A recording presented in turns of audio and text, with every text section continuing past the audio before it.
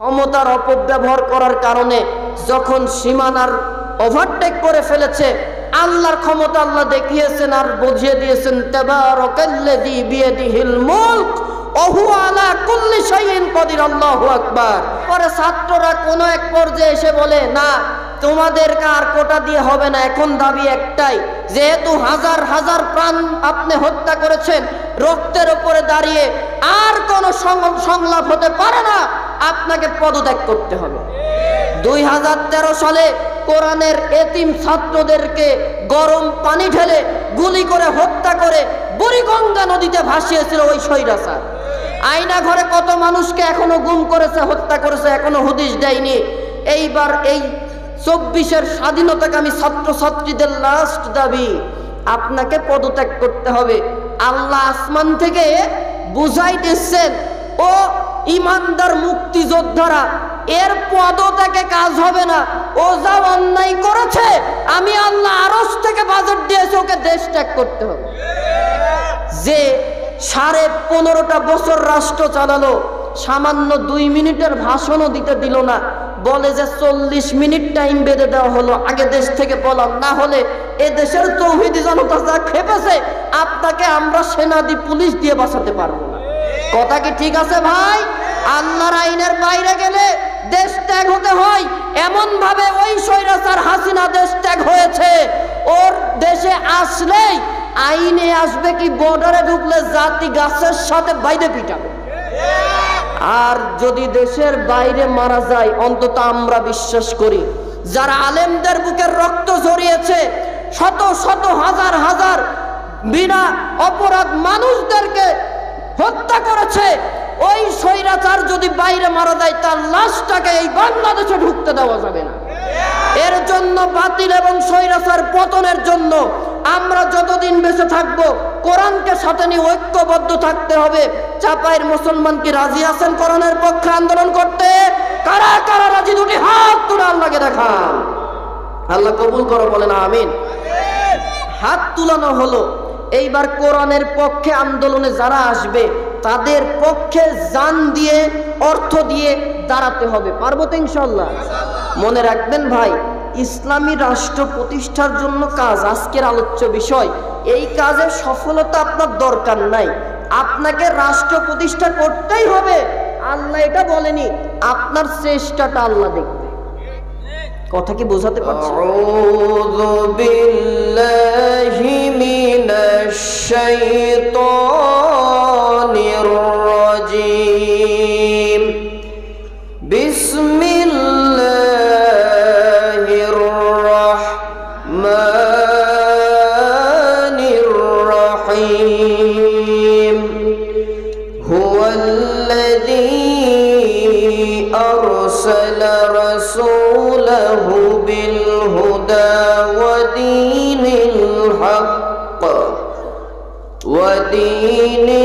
হক লিইয়ুযহিরাহু আলাদ-দীনি কুল্লিহি ওয়ালাউ কারিহাল মুশরিকুন।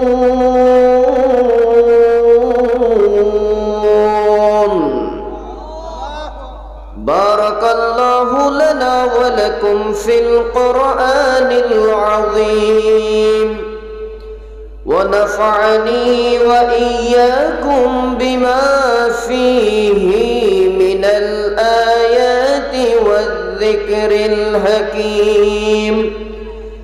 আল্লাহুম্মা সাল্লি আলা মুহাম্মাদিন ওয়া আলা আলি মুহাম্মাদ كما صليت على إبراهيم وعلى آل إبراهيم إنك حميد مجيد. اللهم بارك على محمد وعلى آل محمد كما باركت على إبراهيم وعلى آل إبراهيم إنك حميد مجيد. আলহামদুলিল্লাহ, বাংলাদেশের ঐতিহ্যবাহী জেলা, কোরআনের মান রক্ষার্থে জীবন দেওয়ার জেলা তথা শহীদ শীষ মোহাম্মদের রক্তে রঞ্জিত জেলা। চাঁপাইনবাবগঞ্জ জেলার পৌরসভা তো এটা না, সদর চাঁপাইনবাবগঞ্জ সদর পৌরসভার আওতাধীন জোড়াগাছি নতুন পাড়া তরুণ সংঘের উদ্যোগে আয়োজিত অধ্যকার 2 দিন ব্যাপী ঐতিহাসিক তাফসিরুল কোরআন মাহফিলের আজ উদ্বোধনী রজনী। আজকের সম্মানিত সভাপতি, অত্র এলাকার নয়নের মণি, আলিমদের মাথার তাজ, মুহতারাম আলহাজ মাওলানা আব্দুল মতিন সাহেব, আল্লাহ রব্বুল আলামিন তার এই গোলামকে যেন এই কোরআনুল কারীমের মাহফিলে সভাপতিত্ব করার ওসিলায় জীবনের গুনাহ মাফ করে দেন। আমিন বলে দোয়া কবুল হতেও পারে, আস্তে করে কোন আমিন। রাসূলের হাদিস, কোন বান্দা যদি কোনো বান্দার জন্য দোয়া করে, কি করে ভাই? হ্যাঁ, এই দোয়ার অংশগ্রহণের জন্য যদি কেউ আমিন বলে দোয়ায় অংশগ্রহণ করে, আল্লাহ তাআলা আগে যেই ব্যক্তিটা আমিন বলেছেন তার জন্য দোয়াটা কবুল করে, এরপর ওই ব্যক্তির জন্য কবুল করে। কথা কি আমার বোঝাতে পেরেছি? না বুঝলে একটু সুবহানাল্লাহ আসতো। আমি আবার বলি, রাসূল বলেন কেউ যদি কারো জন্য দোয়া করে, এই দোয়া কবুলের জন্য আমিন বলে অংশগ্রহণ করে, যেই ব্যক্তিটা আমিন বলল আগে ওই দোয়াটা তার জন্য আল্লাহ কবুল করেন, এরপরে যার জন্য দোয়া করা হচ্ছে তার জন্য কবুল। আর একটু জোরে সুবহানাল্লাহ বলেন। জি, জোর স্পিড রাখবেন। পাশে কি মাহফিল হচ্ছে না? আচ্ছা আচ্ছা, এটা একটু আয়োজক যারা আছে যুবকরা, তোমাদের একটু চিন্তাধারা করে ডেটটা করা উচিত ছিল। আশপাশে 1-2 কিলোর ভেতরে মাহফিল না হওয়াটাই বাঞ্ছনীয় ছিল। আল্লাহ তাআলা যেন আমাদের আজকের সভাপতি, উনি তো 2 দিনেরই সভাপতি, মাশাআল্লাহ, সভাপতিকে জান্নাতে যাওয়ার সকল কোয়ালিফিকেশন, এবং তিনি একজন আলেম মানুষ, এর ওসিলায় যেন জান্নাতের সকল সম্মান দুনিয়া ও আখিরাতে আল্লাহ দান করে দেন, বলেন আমিন। প্রধান অতিথি হিসেবে রেখেছেন অত্র এলাকার গণমানুষের নেতা, জননেতা নুরুল ইসলাম বুলবুল সাহেব। অতিথি বিশেষ আকর্ষণ হিসেবে আছেন যিনি আমাদেরকে আপনাদের মাঝে দোয়া নেওয়ার ব্যবস্থা করে দিলেন, আমার প্রাণ প্রিয় হৃদয়ের ভাই, শশাসের অন্যতম কণ্ঠশিল্পী, অত্র এলাকার গৌরব মোহতারাম আবু যর গেফারি, সমন্বিত সাংস্কৃতিক সংসদ ও সাবেক পরিচালক অভিযাত্রী শিল্প গোষ্ঠী ও চাঁপাইনবাবগঞ্জের ঐতিহ্যবাহী অভিযাত্রী শিল্পী গোষ্ঠী। আল্লাহ তাআলা ভাইকেও কবুল করুক, বলেন আমিন। এতক্ষণ পর্যন্ত গুরুত্বপূর্ণ তাত্ত্বিক আলোচনা করেছেন অত্র এলাকার জননন্দিত মুফাসসির, শ্রদ্ধেয় বড় ভাই, দায়িত্বশীল মাওলানা আব্দুর রাকিব রহমানী সাহেব। আল্লাহ তাআলা যেন তার কথাগুলোকে আমাদেরকে আমলের জন্য কবুল করেন।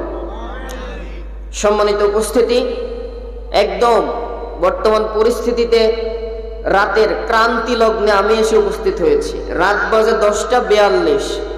এটা যদি গরমের সময় হয়, এখন রাত প্রায় 12টার কাছাকাছি।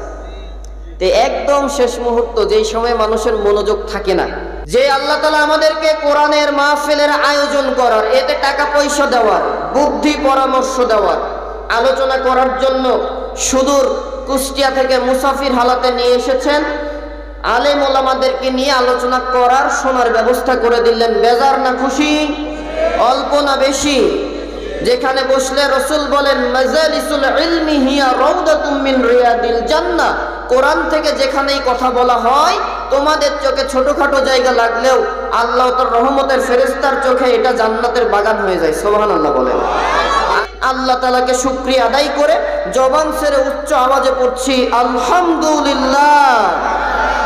করুন রব্বানা লাকাল হামদ হামদান কাসীরান তাইয়িবান মুবারাকান ফি।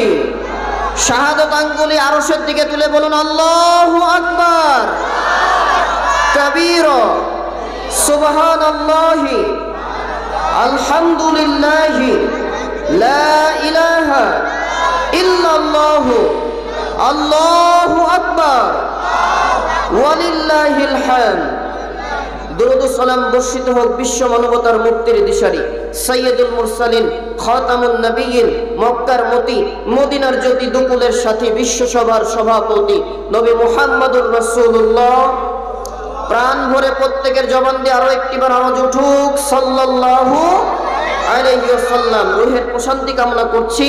এই মাহফিলের আয়োজন যারা করেছেন অত্র এলাকা এবং পার্শ্ববর্তী এলাকা থেকে পর্দার আড়ালে যত মা বোনেরা এসেছেন প্রত্যেকের আপনজন যারা অন্ধকার কবরে হাজার হাজার টন মাটি বুকের উপরে নিঃশুয়ে আছে, আজকের কোরআনের মাহফিলের ওসিলা করে আল্লাহ তাআলা যেন তাদের কবরের আযাবটাকে মাফ করে দেন। আল্লাহ যেন কবরকে জান্নাতুল টুকরা, জান্নাতের বাগান হিসেবে কবুল করে নেন, বলেন আমিন। শাহাদত কামনা করছি 2024-এর স্বৈরাচার পতনের আন্দোলনে শহীদ আবু সাইদ, মুগ্ধ, শহীদ ইয়ামিন, হাজারো নাম না জানা প্রায় 2000-এর কাছাকাছি যত ইমানদার যুবক যুবতী ভাইয়েরা, ছাত্র ছাত্রী ভাইয়েরা এই স্বৈরাচার পতনের আন্দোলনে, মানুষের অধিকার প্রতিষ্ঠার আন্দোলনে জীবন দিয়েছেন, আল্লাহ তাআলা যেন তাদেরকে শাহাদতের সর্বোচ্চ মাকাম দান করেন। আর একটু জোরে প্রাণ খুলে বলেন আমিন। আল্লাহ তাআলা যেন তাদের রক্তের বিনিময়ে বাক স্বাধীনতা ফিরিয়ে দিয়েছেন। 56,000 বর্গ মাইলের ওই পবিত্র স্থান জাতীয় সংসদ যেন আল্লাহ আগামীর পার্লামেন্ট কোরআনের পার্লামেন্ট করে দেন, বলেন আমিন। এই কোরআনের পার্লামেন্ট হোক, এটা আমরা চাই তো ভাই? হ্যাঁ, এইটা যদি চাই তাহলে আমরা ইমানদার। সেই নিয়ে আজকের আলোচনার বিষয় আপনাদের মাঝে কথা বলার জন্য আমি নির্ধারণ করেছি সূরা তাওবা 33 নম্বর আয়াত। জবান সেরে পড়ুন আউযু বিল্লাহি মিনাশ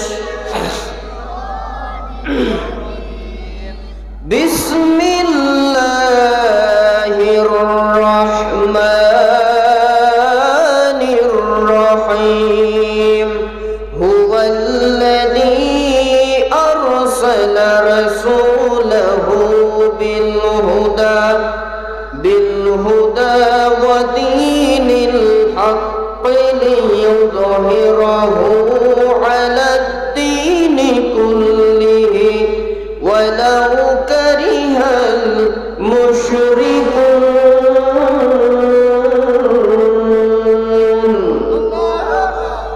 10 নম্বর পারা। কত নম্বর পারা? সূরার নাম সূরা তাওবা। সূরার নামটা কি ভাই? সবাই বলেন তাওবা। তাওবা মানে কি? ফিরে আসা। তওবা মানে কি? কার কাছে ফিরে আসা? আল্লাহর কাছে। বান্দা দুনিয়ায় থাকলে গুনাহ করবে, তওবা করে ফিরে আসতে হবে আল্লাহর কাছে। এই সূরা তাওবার 33 নম্বর আয়াতে কারিমা তেলাওয়াত করলাম। একই আয়াত কোরআনের সূরা সফের 28 নম্বর পারা, সূরা সফের 9 নম্বর আয়াতেও আল্লাহ তাআলা একই বিষয়ে কথা বলছেন। এই একই আয়াত কোরআনের আরেকটি জায়গা, কোরআনের 26 নম্বর পারা সূরা ফাতহে 28 নম্বর আয়াতে কারিমায় বলছেন, লাস্টে এতটুকু দিয়েছেন, ওখানে ওয়ালাউ কারিহাল মুশরিকুন নাই, ওখানে ওয়া কাফা বিল্লাহি শাহিদা, আল্লাহ তাআলার থেকে বড় সাক্ষীর কেউ নাই। মারহাবা বলেন। তাহলে আমরা শুরু করে দেই। সম্মানিত উপস্থিতি, তাহলে আমি কোন সূরা থেকে কথা বলছি বলেন তো একটু? কত নম্বর আয়াত? জি 33। মাশাআল্লাহ। আলোচনা শেষে আপনাদের জন্য একটা বিশেষ জিনিস এনেছি। এই বইগুলো দেখেছেন তো? 5টি বই আছে, 5টা বিষয় প্রশ্ন করা হবে আলোচনা থেকে। আলোচনার উপরে পুরস্কার দেওয়া হবে। কি অংশগ্রহণ করবেন তো ইনশাআল্লাহ?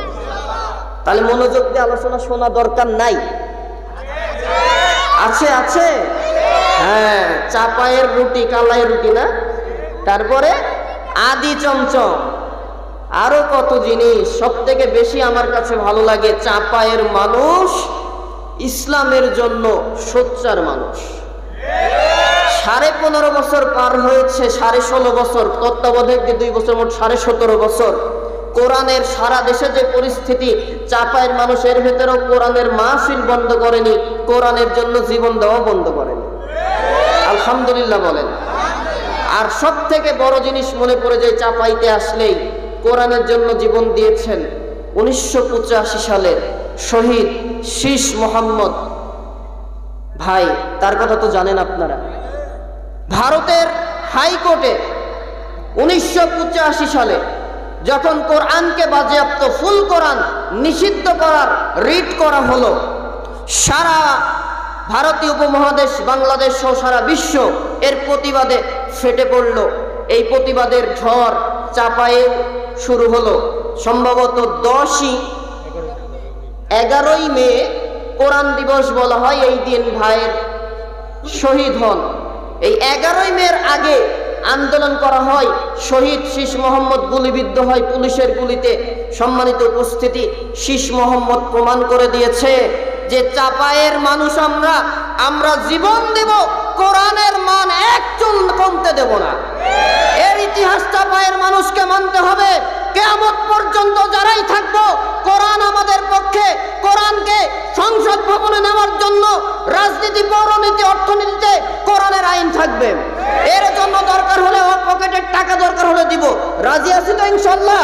প্রয়োজন যদি দরকার হয় বুকের তাজা রক্ত দেওয়ার, তারপরেও বুকের তাজা রক্ত দিয়ে শহীদ হব, বাতিলের কাছে মাথা নত করবো না। রাজি কারা কারা দুহাত দেখতে চায়? আল্লাহ কবুল করো, বলে না আমিন। সম্মানিত উপস্থিতি, আল্লাহ রাব্বুল আলামিন আমার তেলাওয়াতকৃত সূরা তাওবার 33 নম্বর আয়াতে কারিমা নাজিল করে দিয়ে রাসূলকে বলছেন, তার মিশন দিচ্ছেন, তার ভিশন দিচ্ছেন, ও মুহাম্মাদুর রাসূলুল্লাহ, কোন উদ্দেশ্যে আপনাকে দুনিয়াতে পাঠিয়েছি শোনেন। আল্লাহ রাব্বুল আলামিন বলেন, হুয়াল্লাযী আরসালা রাসূলাহু বিল হুদা ওয়া দীনিল হাক্কি লিইয়ুযহিরাহু আলাদ-দীনি কুল্লিহি ওয়ালাউ কারিহাল মুশরিকুন। নবী, আমার পক্ষ থেকে আপনি রাসূলকে পাঠালাম আর হেদায়েত স্বরূপ দিয়েছি। জোরে বলেন। আমার হাতে কিতাবটার নাম কি? আপনাকে দিলাম কোরআন, দিলাম সত্য দিন, দিনুল্লাহ, দিন ইসলাম দিলাম। সুবহানাল্লাহ বলেন। তাহলে আল্লাহ কয়টা জিনিস দিলেন? আল্লাহর রাসূলকে হেদায়েত হিসেবে আল কোরআনকে, আর দিলেন সত্য দিন। দিনের নাম কি? হ্যাঁ, রাত আর দিন তো নাকি? কোন দিন? ইসলাম। জোরে বলেন কি? ইসলাম দিলাম। কেন? লিইয়ুযহিরাহু আলাদ-দীনি কুল্লিহি। সকল প্রকার মতবাদ থাকবে, হাজার হাজার ধর্ম থাকবে, জীবন ব্যবস্থা থাকবে, হিন্দু, খ্রিস্টান, বৌদ্ধ, কেউ বাবার আইন, কেউ চাচার আইন, কেউ স্বামীর আইন। বুঝেন তো কথা? সব মতবাদের মুখে লাথি মেরে আমার দিনুল্লাহ ইসলামকে তথা কোরআনের আইনকে সবার মুখে লাথি মেরে প্রতিষ্ঠা করার জন্য রাসূল আপনাকে পাঠিয়েছি। সুবহানাল্লাহ। আর একটু জোরে, ওয়ালাউ কারিহাল মুশরিকুন। রাসূল মনে রাখেন, এই কাজ যখন করবেন মুশরিক যারা, তাদের অন্তরে জ্বালা বাঁধবে। এর জন্য দেখবেন অনেক নামাজি নামাজও পড়বে, ইসলামী আন্দোলন যারা করে তাদের বিরুদ্ধে কথা বলতে জবানও পাবে না। এইরকম ব্যক্তি আমরা দেখছি তো। আল্লাহর এই আয়াতে কারিমার ভাষায় এরা মুশরিক। এরা কি ভাই? আমার কথা মনে কষ্ট পাচ্ছেন আপনারা? জি, মনোযোগ আছে? প্লিজ লুক এট মি, আমার দিকে তাকান। একটু অমনোযোগী হওয়া যাবে না, আমি লাইন বিচ্যুত হয়ে যাব যদি অমনোযোগী হন। তাহলে আল্লাহ তাআলা রাসূলকে পাঠালেন, কোরআন পাঠালেন, ইসলাম দিলেন। কয়টা জিনিস দিলেন? কি কি বলেন আপনারা? মুহাম্মাদুর রাসূলুল্লাহ, তারপরে এই কোরআন কয় নম্বরে? আর 3 নম্বর ইসলাম। কেন দিলেন? কি দিন? কোনটা? নাম কি? ইসলাম। কোথায় প্রতিষ্ঠা করবেন? এই মাহফিলের মাঠে আর কি। হ্যাঁ, ইয়েস। যেইখানে প্রতিষ্ঠা করলে নামাজের আইনের পাশ, ওখানে শুধু সই হবে, আর হুজুরের ওয়াজ করা লাগবে না।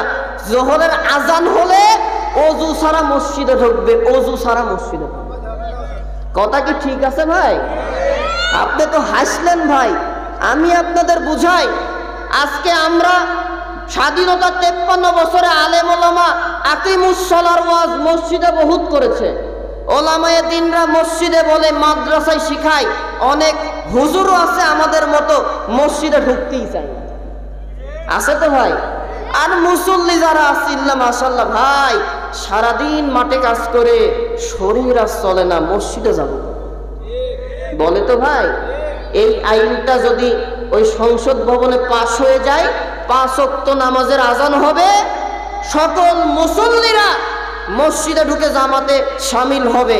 শরিয়ার ওজর ছাড়া কেউ নামাজ কাজা করতে পারবে না। প্রশাসন পাহারা দেবে। নামাজ শেষে মুসল্লিরা যে যে যার যার প্রতিষ্ঠানে চলে যাবে, প্রশাসনের জন্য সানি জামাত হবে। এই আইন যদি করা হয়, আর যে নামাজ না পড়বে জনসম্মুখে তাকে দাঁড় করিয়ে, মনে করেন চাপাই সদরে যদি কেউ নামাজ না পড়ে তার বিচার হবে চাপাইয়ের ওই বিশ্বরোড মোড়ে দাঁড় করাইয়া 5 টাকার বেত্রাঘা থেকে একটা নামাজ না পড়লে, একাক্ত নামাজ না পড়লে, এই আইন যদি চালু হয়, জোহরের আজান হলে ওযু ছাড়া মসজিদে। ঠিক আছে না কথা?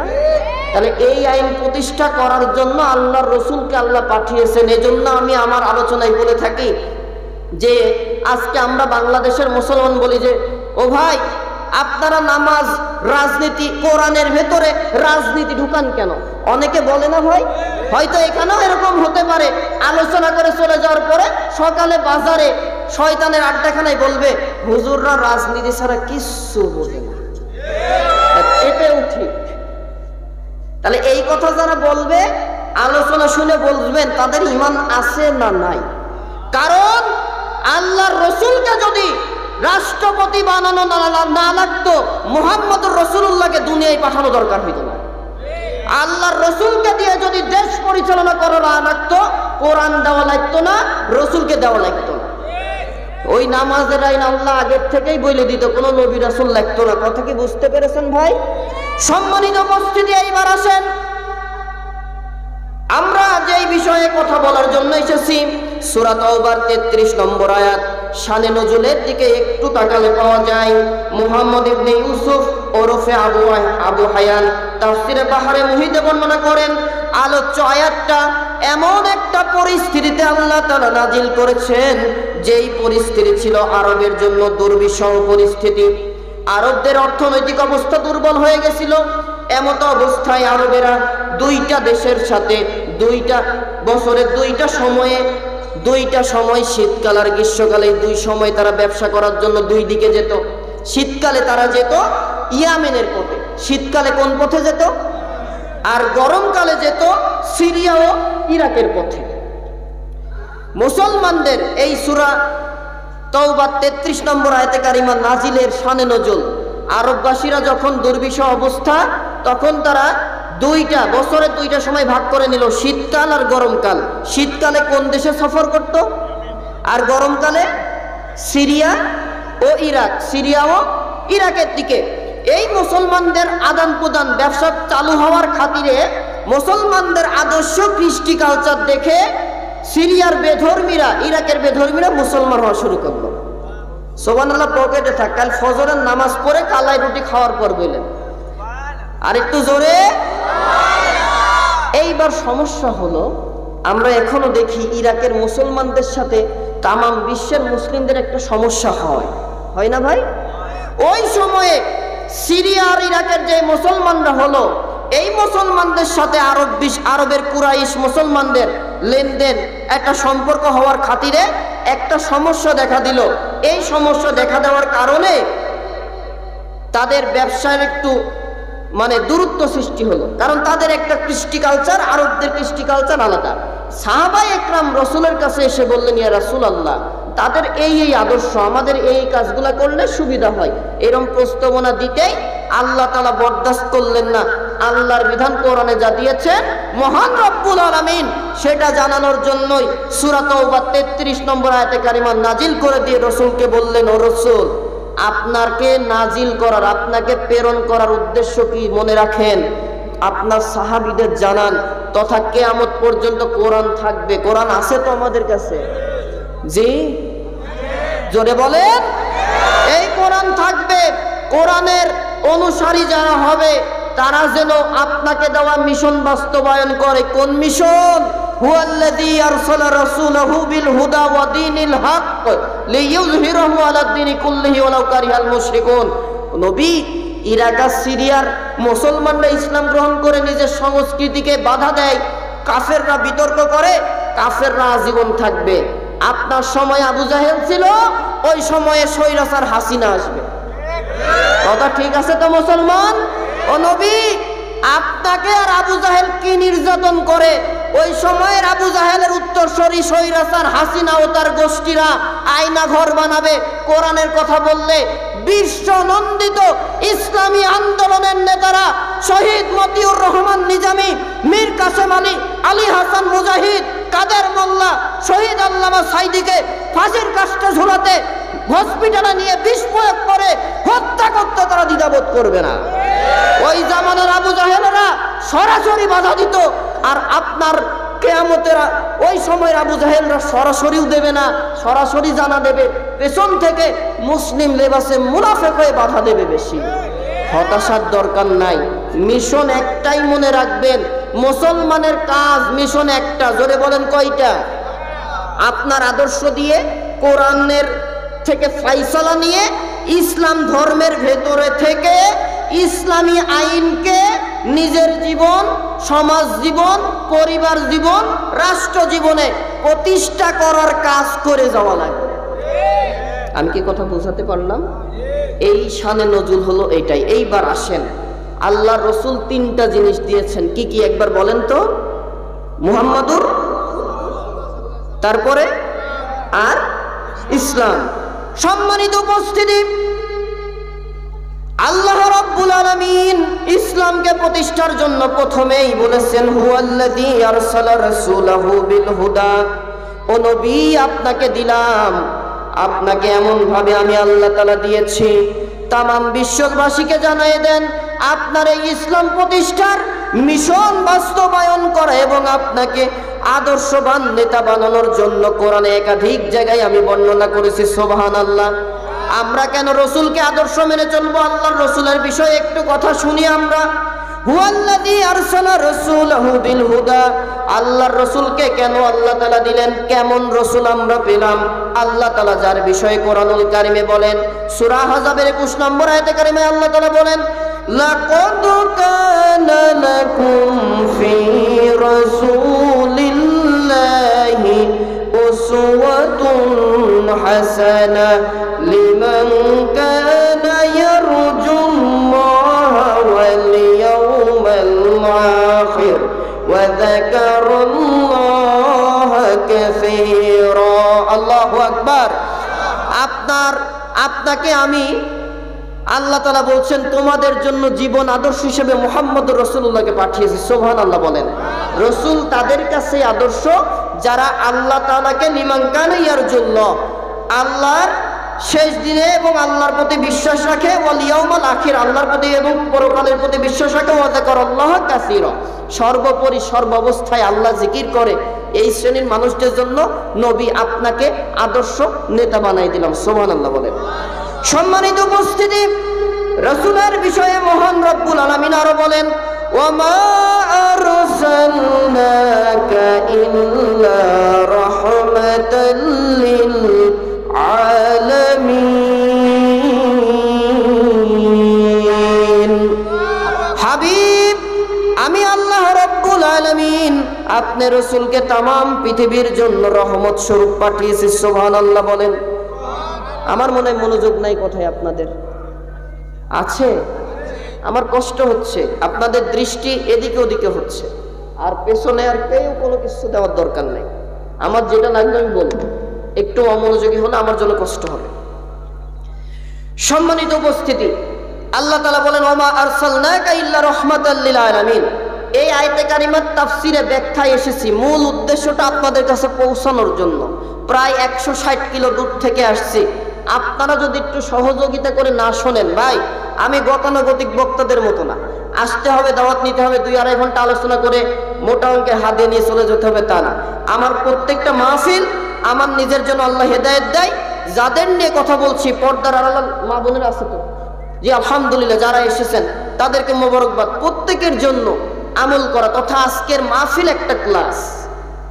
জি, তাহলে এই ক্লাস থেকে কিছু নিতে হবে। নিয়ে যাব না ভাই? নেবেন না তো নাকি? পেছনে নেবেন তো? আমার কথা শোনা যাচ্ছে? একটু পেছন থেকে হাত তোলেন তো, পেছন থেকে। পেছনে যারা আছেন একটু হাত তোলেন তো। মাশাআল্লাহ, নামান। বুঝলাম যে আপনারা শুনতেছেন, জবাব দিয়েন। তাহলে নেওয়ার জন্য একটু সহযোগিতা আপনাদের করতে হবে। আল্লাহ তাআলা রসুলকে পাঠালেন, রসুলের বর্ণনা দিচ্ছি আল্লাহর রসুল কেমন নেতা ছিলেন, আমাদেরকে কেন রসুলের আদর্শ মানতে হবে। এক নম্বর আল্লাহর নির্দেশ, ও দুনিয়ার মানুষ, তোমরা দুনিয়াতে চলতে গেলে আদর্শ দরকার আছে। Karl Marx, Lenin, Darwin, Mujib, Zia Ershad নয়, তোমাদের আদর্শ যদি জান্নাত পেতে চাও মুহাম্মদুর রাসূলুল্লাহকে আদর্শ নেতা মানতে হবে। কথা আলামিন হুসাইন বিন ফারুকি। কার কথা? জোরে বলেন। আল্লাহর কথা। মানবো তো ইনশাআল্লাহ। নবী এইবার আসেন, আপনার কিছু কোয়ালিটি আমি বর্ণনা করছি। কি কোয়ালিটি? ইয়া রাসূলুল্লাহ, আমি আল্লাহ রাব্বুল আলামিন আপনাকে রহমত স্বরূপ পাঠিয়েছি। ওমা আরসালনাকা ইল্লা রাহমাতাল লিল আলামিন। আমি আল্লাহ তাআলা রব্বুল আলামিন, তাম পৃথিবীর সৃষ্টি স্রষ্টা আমি একমাত্র আল্লাহ, আর যত সৃষ্টি আছে সকল সৃষ্টির জন্য রহমত আপনি মুহাম্মদুর রাসূলুল্লাহ। জোরে বলেন সুবহানাল্লাহ। আল্লাহর নবী কেমন আদর্শবান নেতা ছিলেন, রহমতের নবী। আল্লাহর নবী, বিশ্ব নবী মুহাম্মদুর রাসূলুল্লাহ তায়েফের জমিনে এই কালেমার দাওয়াত দিতে গেলেন, কোরআনের দাওয়াত দিতে গেলেন। তায়েফের দেশ আল্লাহর নবীর দুধমা হালিমার দেশ ছিল তায়েফের ময়দান। এই তায়েফবাসীরা রসুলের দাওয়াত তো গ্রহণ করলই না, বরং আল্লাহর রসুল যখন লা ইলাহা ইল্লাল্লাহর দাওয়াত দিল, একত্ববাদ আল্লাহর পথে আসার দাওয়াত দিল, ইসলামের দাওয়াত দিল, তায়েফবাসীরা রসুলকে পাগল বলে গালি দিল। ওই জামানায় রসুলকে পাগল বলেছে, এই জামানায় ইসলাম মানুষের অধিকার প্রতিষ্ঠা করতে গেলে রাজাকার বলে গালি দিত। কথা কি ঠিক আছে ভাই? তাহলে ওই জামানার আবু জাহেল তাদের ভাষা ছিল এক, এই বাংলাদেশের ভাষা এটা হয়েছে আলাদা আপডেট ভাষা। ওই জামানার অ্যানালগ আবু জাহেল এই জামানার হাসিনা ও তার আবু জাহেল গোষ্ঠীর কাছে পরাস্ত। কথা কি ঠিক আছে ভাই? রব্বুল আলামিন বলেন, ও নবী, আপনাকে পাগল বলে গালি দিল, সহ্য আমার হয় না। রসুলকে শুধু তায়েফবাসীরা পাগল বলে ক্ষান্ত হলো না, ছোট ছোট মাসুম বাচ্চাদেরকে বলল, দেখ পাগল এসেছে।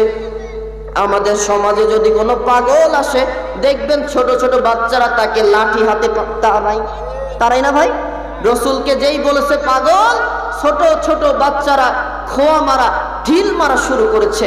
যেই রসুলের গায়ে শরীরে মশা মাছি বসাকে আল্লাহ হারাম করেছিলেন, সেই নবীকে তিনবার তায়েফের ময়দানে বেহুশ করে দিলেন। রহমতের ফেরেশতারা কান্না শুরু করেছে, আল্লাহ তাআলা আপনার রসুলের সাথে হচ্ছে কি, আপনার বিচার করেন। আল্লাহ তাআলা জিব্রাইলকে পাঠিয়ে দিলেন, জিব্রাইল আমিন, যাকে রুহুল কুদুস বলা হয়েছে কোরআনুল কারিমে। এই জিব্রাইল এসে রসুলের কাছে বলেন, ইয়া রাসূলুল্লাহ, এই তায়েফবাসী আপনাকে নির্যাতন করছে। ভাই কথা কি বোঝা যাচ্ছে তো? তায়েফবাসী আপনাকে কষ্ট দিচ্ছে, মারতে মারতে বেহুশ করে ফেললো। আল্লাহর রহমতের ফেরেশতারা ক্রন্দন করছে, ইয়া রাসূলুল্লাহ, ছোট্ট সুরে একটু অনুমতি দেন, আমি জিব্রাইল আমার 600 নূরের ডানা দিয়ে তায়েফের সকল কাফের মুশরিকদেরকে ধ্বংস করে মাটির সাথে মিশিয়ে দিই। সুবহানাল্লাহ বলেন। ওখানে যদি আমার মতো আলামিন হুজুরও থাকতো তাই কিন্তু আমি বলতাম, বলতেন না ভাই? তবে আমাদের যে নেতারা আছে তারা থাকলে বড় উদার মনে, না ভাই যা হয় হোক, তোমরা এই কাফেরদের মাইরো না, এই কথা বলতো। কথা বুঝেন নাই?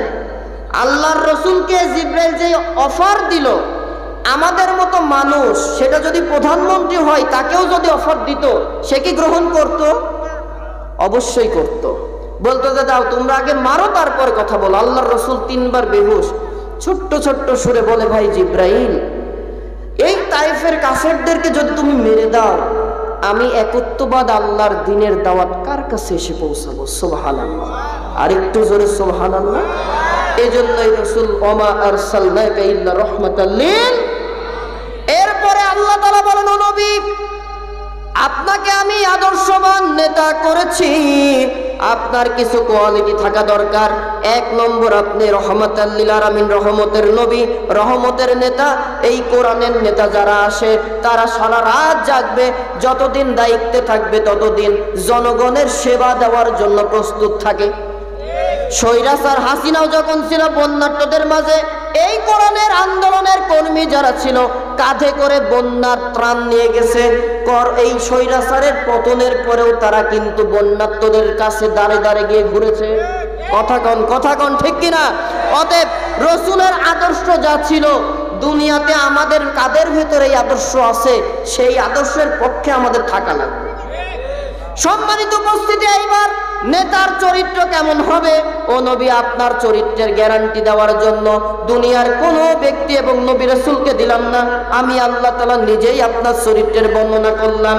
আল্লাহ তাআলা সূরা কলমের ভিতরে বলেন, ওয়া ইন্নাকা লাআলা খুলুকিন আযীম। আল্লাহু আকবার। এমন একটি মহান চরিত্রের অধিকারী নবী আপনাকে পাঠালাম। আজিম, আমার একটি গুণবাচক নাম ব্যবহার করলাম, রাসূল। কোন দুনিয়ায় কিয়ামত পর্যন্ত কোন ব্যক্তি আপনার চরিত্র নিয়ে কথা বলার দুঃসাহস করবে না। ওই জামানায় মুহাম্মদুর রাসূলুল্লাহকে গালি দিয়েছে পাগল বলে, রাজাকার বলে, কিন্তু আল্লাহর রাসূল চরিত্রহীন, এই কথা কেউ বলে। ঠিক আছে না? এই জামানাতে এই কাফেরের বাচ্চাগুলো, নাস্তিকের বাচ্চাগুলো এতটাই যারা সন্তান, তারা রাসূলের চরিত্র নিয়ে কথা বলে। উম্মাহাতুল মুমিনিনদের তাদের চরিত্র নিয়ে কথা বলে। এরা তো ওই জামানার নাস্তিক মুরতাদদের থেকেও বেশি খারাপ। আল্লাহর রাসূল কেমন খুলুকিন আযীম ছিলেন। সম্মানিত উপস্থিতি, হাদিস আর রাসূলের আসহাবে রাসূলের জীবন কথার কিছু কথা আমি আপনাদের বলছি। রাসূলুল্লাহ কেমন চরিত্রের অধিকারী ছিলেন, আল্লাহর রাসূল তিনি কেমন নেতা। মক্কা বিজয় হয়েছে, ভাই বিরক্ত বোধ হচ্ছেন না তো? আর 45 মিনিট সময় শেষ হবে ইনশাআল্লাহ। আল্লাহর রাসূল মক্কা বিজয় করেছেন, মক্কাতে ঢুকছেন। যেদিন নবী মক্কা থেকে, মাইকটা আমার নিজের পক্ষে নাই, বিপক্ষে আছে, আমার কথাই চাপ দেওয়া লাগছে। আমি যে আস্তে কথা বলবে জোরে আসবে সেটা হচ্ছে না, চাপা আওয়াজ দিচ্ছে। আল্লাহর রাসূল মক্কাতে গিয়েছেন। মক্কা থেকে যখন তিনি মদিনাতে হিজরত করলেন, আল্লাহর রাসূলের সাথে কয়জন সাহাবী ছিল বলতে পারবেন কেউ? একজন ছিল, নাম কি? জোরে বলেন। আবু বকর সিদ্দিক। দীর্ঘদিন পরে আল্লাহর রাসূল মদিনাতে, মক্কাকে নবীজির বিজয় দান করে দিলেন। মক্কা রাসূলুল্লাহ বিজয় অর্জন করলেন। এবার রাসূল আসছেন, আর একজন আবু বকর না, সাথে কতজন? প্রায় 10,000 আবু বকর তথা রাসূলের সাহাবী নিয়ে মক্কায় ঢুকতেছে। সুবহানাল্লাহ বলেন। এবার রাসূলুল্লাহ মক্কায় ঢুকছে। মক্কার যত বেঈমান আছে, কাফের আছে, তারা পলানো শুরু করেছে। বলে, আব্দুল্লাহ সাল্লাম মুহাম্মদকে আমরা তার বাবার দেশে থাকতে দেইনি, অতএব সে আজকে মক্কা এসে আমাদের ছাড় দেবে না। আমাদের ভেতরেও এক শ্রেণীর ভাইরা কিন্তু তাই করার চিন্তা করেছে। এখনো তারা বলছে, ও ভাই এত লাপানকে, হ্যাঁ যারা অন্যায় করেছে তাদেরকে আইনের মাধ্যমে বিচার করেন, কিন্তু আপনিও যদি ওই সকল কাফেরদের তারা ঢুকাইতো আয়না ঘরে, আর আপনি যদি হাওয়া ভবনে ঢুকানোর চিন্তা করেন, ওর সাথে তো আপনার কোনো পার্থক্য থাকলো না। অতএব বিচার হবে অন্যায়কারীদের আইনের মাধ্যমে। আর ওই আইনটা কোরআনের আইন প্রতিষ্ঠা করেন। যারা হত্যা করেছে তাদের বিচারও হত্যাই হবে। যারা মানুষকে গুম করেছে তাদের বিচারও হত্যা হবে। আপনার যদি সম্পদ নষ্ট করে, আপনার কোরআনের বিচার যদি চালু হয়ে যায়, আপনার হতাশ হওয়া লাগবে না ও মুসলমান। এই জন্য কোরআনুল কারীমকে আগে সংসদে, রাষ্ট্রে প্রতিষ্ঠা করার কাজ করেন, তারপরে যারা দুষ্কৃতী ছিল বিচার এমনি আসবে। ওই জামানার কাফেররা বলল, আব্দুল্লাহ সাল্লাম মুহাম্মদ আসছে, আমাদের থাকতে দেবে না, পলানো শুরু করলো। একজন বৃদ্ধা মহিলা, কথা বোঝা যাচ্ছে ভাই? বৃদ্ধা একজন মহিলা নিজের সব গাঠুরি গুঠুরি বেঁধে, বস্তা বেঁধে পলানোর জন্য প্রস্তুত, কিন্তু পালাতে পারছে না, বস্তার ওজন বেশি হয়ে গেছে। রাসূলুল্লাহকে গালি দেয়, এই আব্দুল্লাহ সাল্লাম মুহাম্মদ এই মক্কাতে আসবে, আমাদেরকে এলাকা ছেড়ে চলে যেতে হচ্ছে, আমাদের আর শান্তি দিল না। এলাকার কোন কাফের তার বস্তাটাও টেনে দিল না। কথা কি বুঝছেন তো ভাই? এমত অবস্থায় মুহাম্মদুর রাসূলুল্লাহ ওই বুড়ির পাশে এসে হাজির। এসে বলে, ও বুড়িমা আপনার কি হয়েছে? কয়, আব্দুল্লাহ সাল্লাম মুহাম্মদ মক্কা বিজয় করে ফেলেছে, সে এখন মক্কারও রাষ্ট্রপতি। এখন আমি তো আর তার দলের লোক না, আমাকে সে থাকতে দেবে না। কথাটা কে বলছে ভাই? হ্যাঁ, কাফের বেঈমান বুড়ি। বুড়ির এই কথা শুনে মুহাম্মদুর রাসূলুল্লাহ মুস্কি হাসেন আর বলেন, তাই তো কি করবেন? কয়, আমি ওই আমার এলাকাবাসীর সাথে পালাবো। কোথায়? আমার এলাকাবাসী যেখানে গেছে সেই পাহাড়ের পাদদেশে যাব। সম্মানিত উপস্থিতি, বুড়ি যখন মুহাম্মদুর রাসূলুল্লাহকে এই কথা বললেন, ইয়া রাসূল, হে যুবক, আমি আমার এলাকাবাসীর সাথে এই এলাকা ছেড়ে পালাবো, কারণ আব্দুল্লাহর ছেলে মুহাম্মদ যদি আসে আমাকেও মেরে ফেলবে, থাকতে দেবে না। অথচ মুহাম্মদ কোথায়? আল্লাহর নবী বলেন, ঠিক আছে বুড়িমা, আপনার বস্তাটা আমার মাথায় তুলে দেন, আর কোথায় যাবেন আপনি আগে আগে যান, আপনার পেছনে পেছনে আমি আপনার বস্তা নিয়ে আসতেছি। সুবহানাল্লাহ বলেন, আরে একটু জোরে সুবহানাল্লাহ বলেন। কোন নেতার দল আমরা করি? ও মুসলমান, সেই নেতার দল, কোরআনের দল। এই পথেই আপনাদেরকে আহ্বান করি। আল্লাহর রসুল পেছনে পেছনে যায়, বুড়ি রাসূলুল্লাহকে এবং তার বংশ নিয়ে গালাগালি শুরু করে।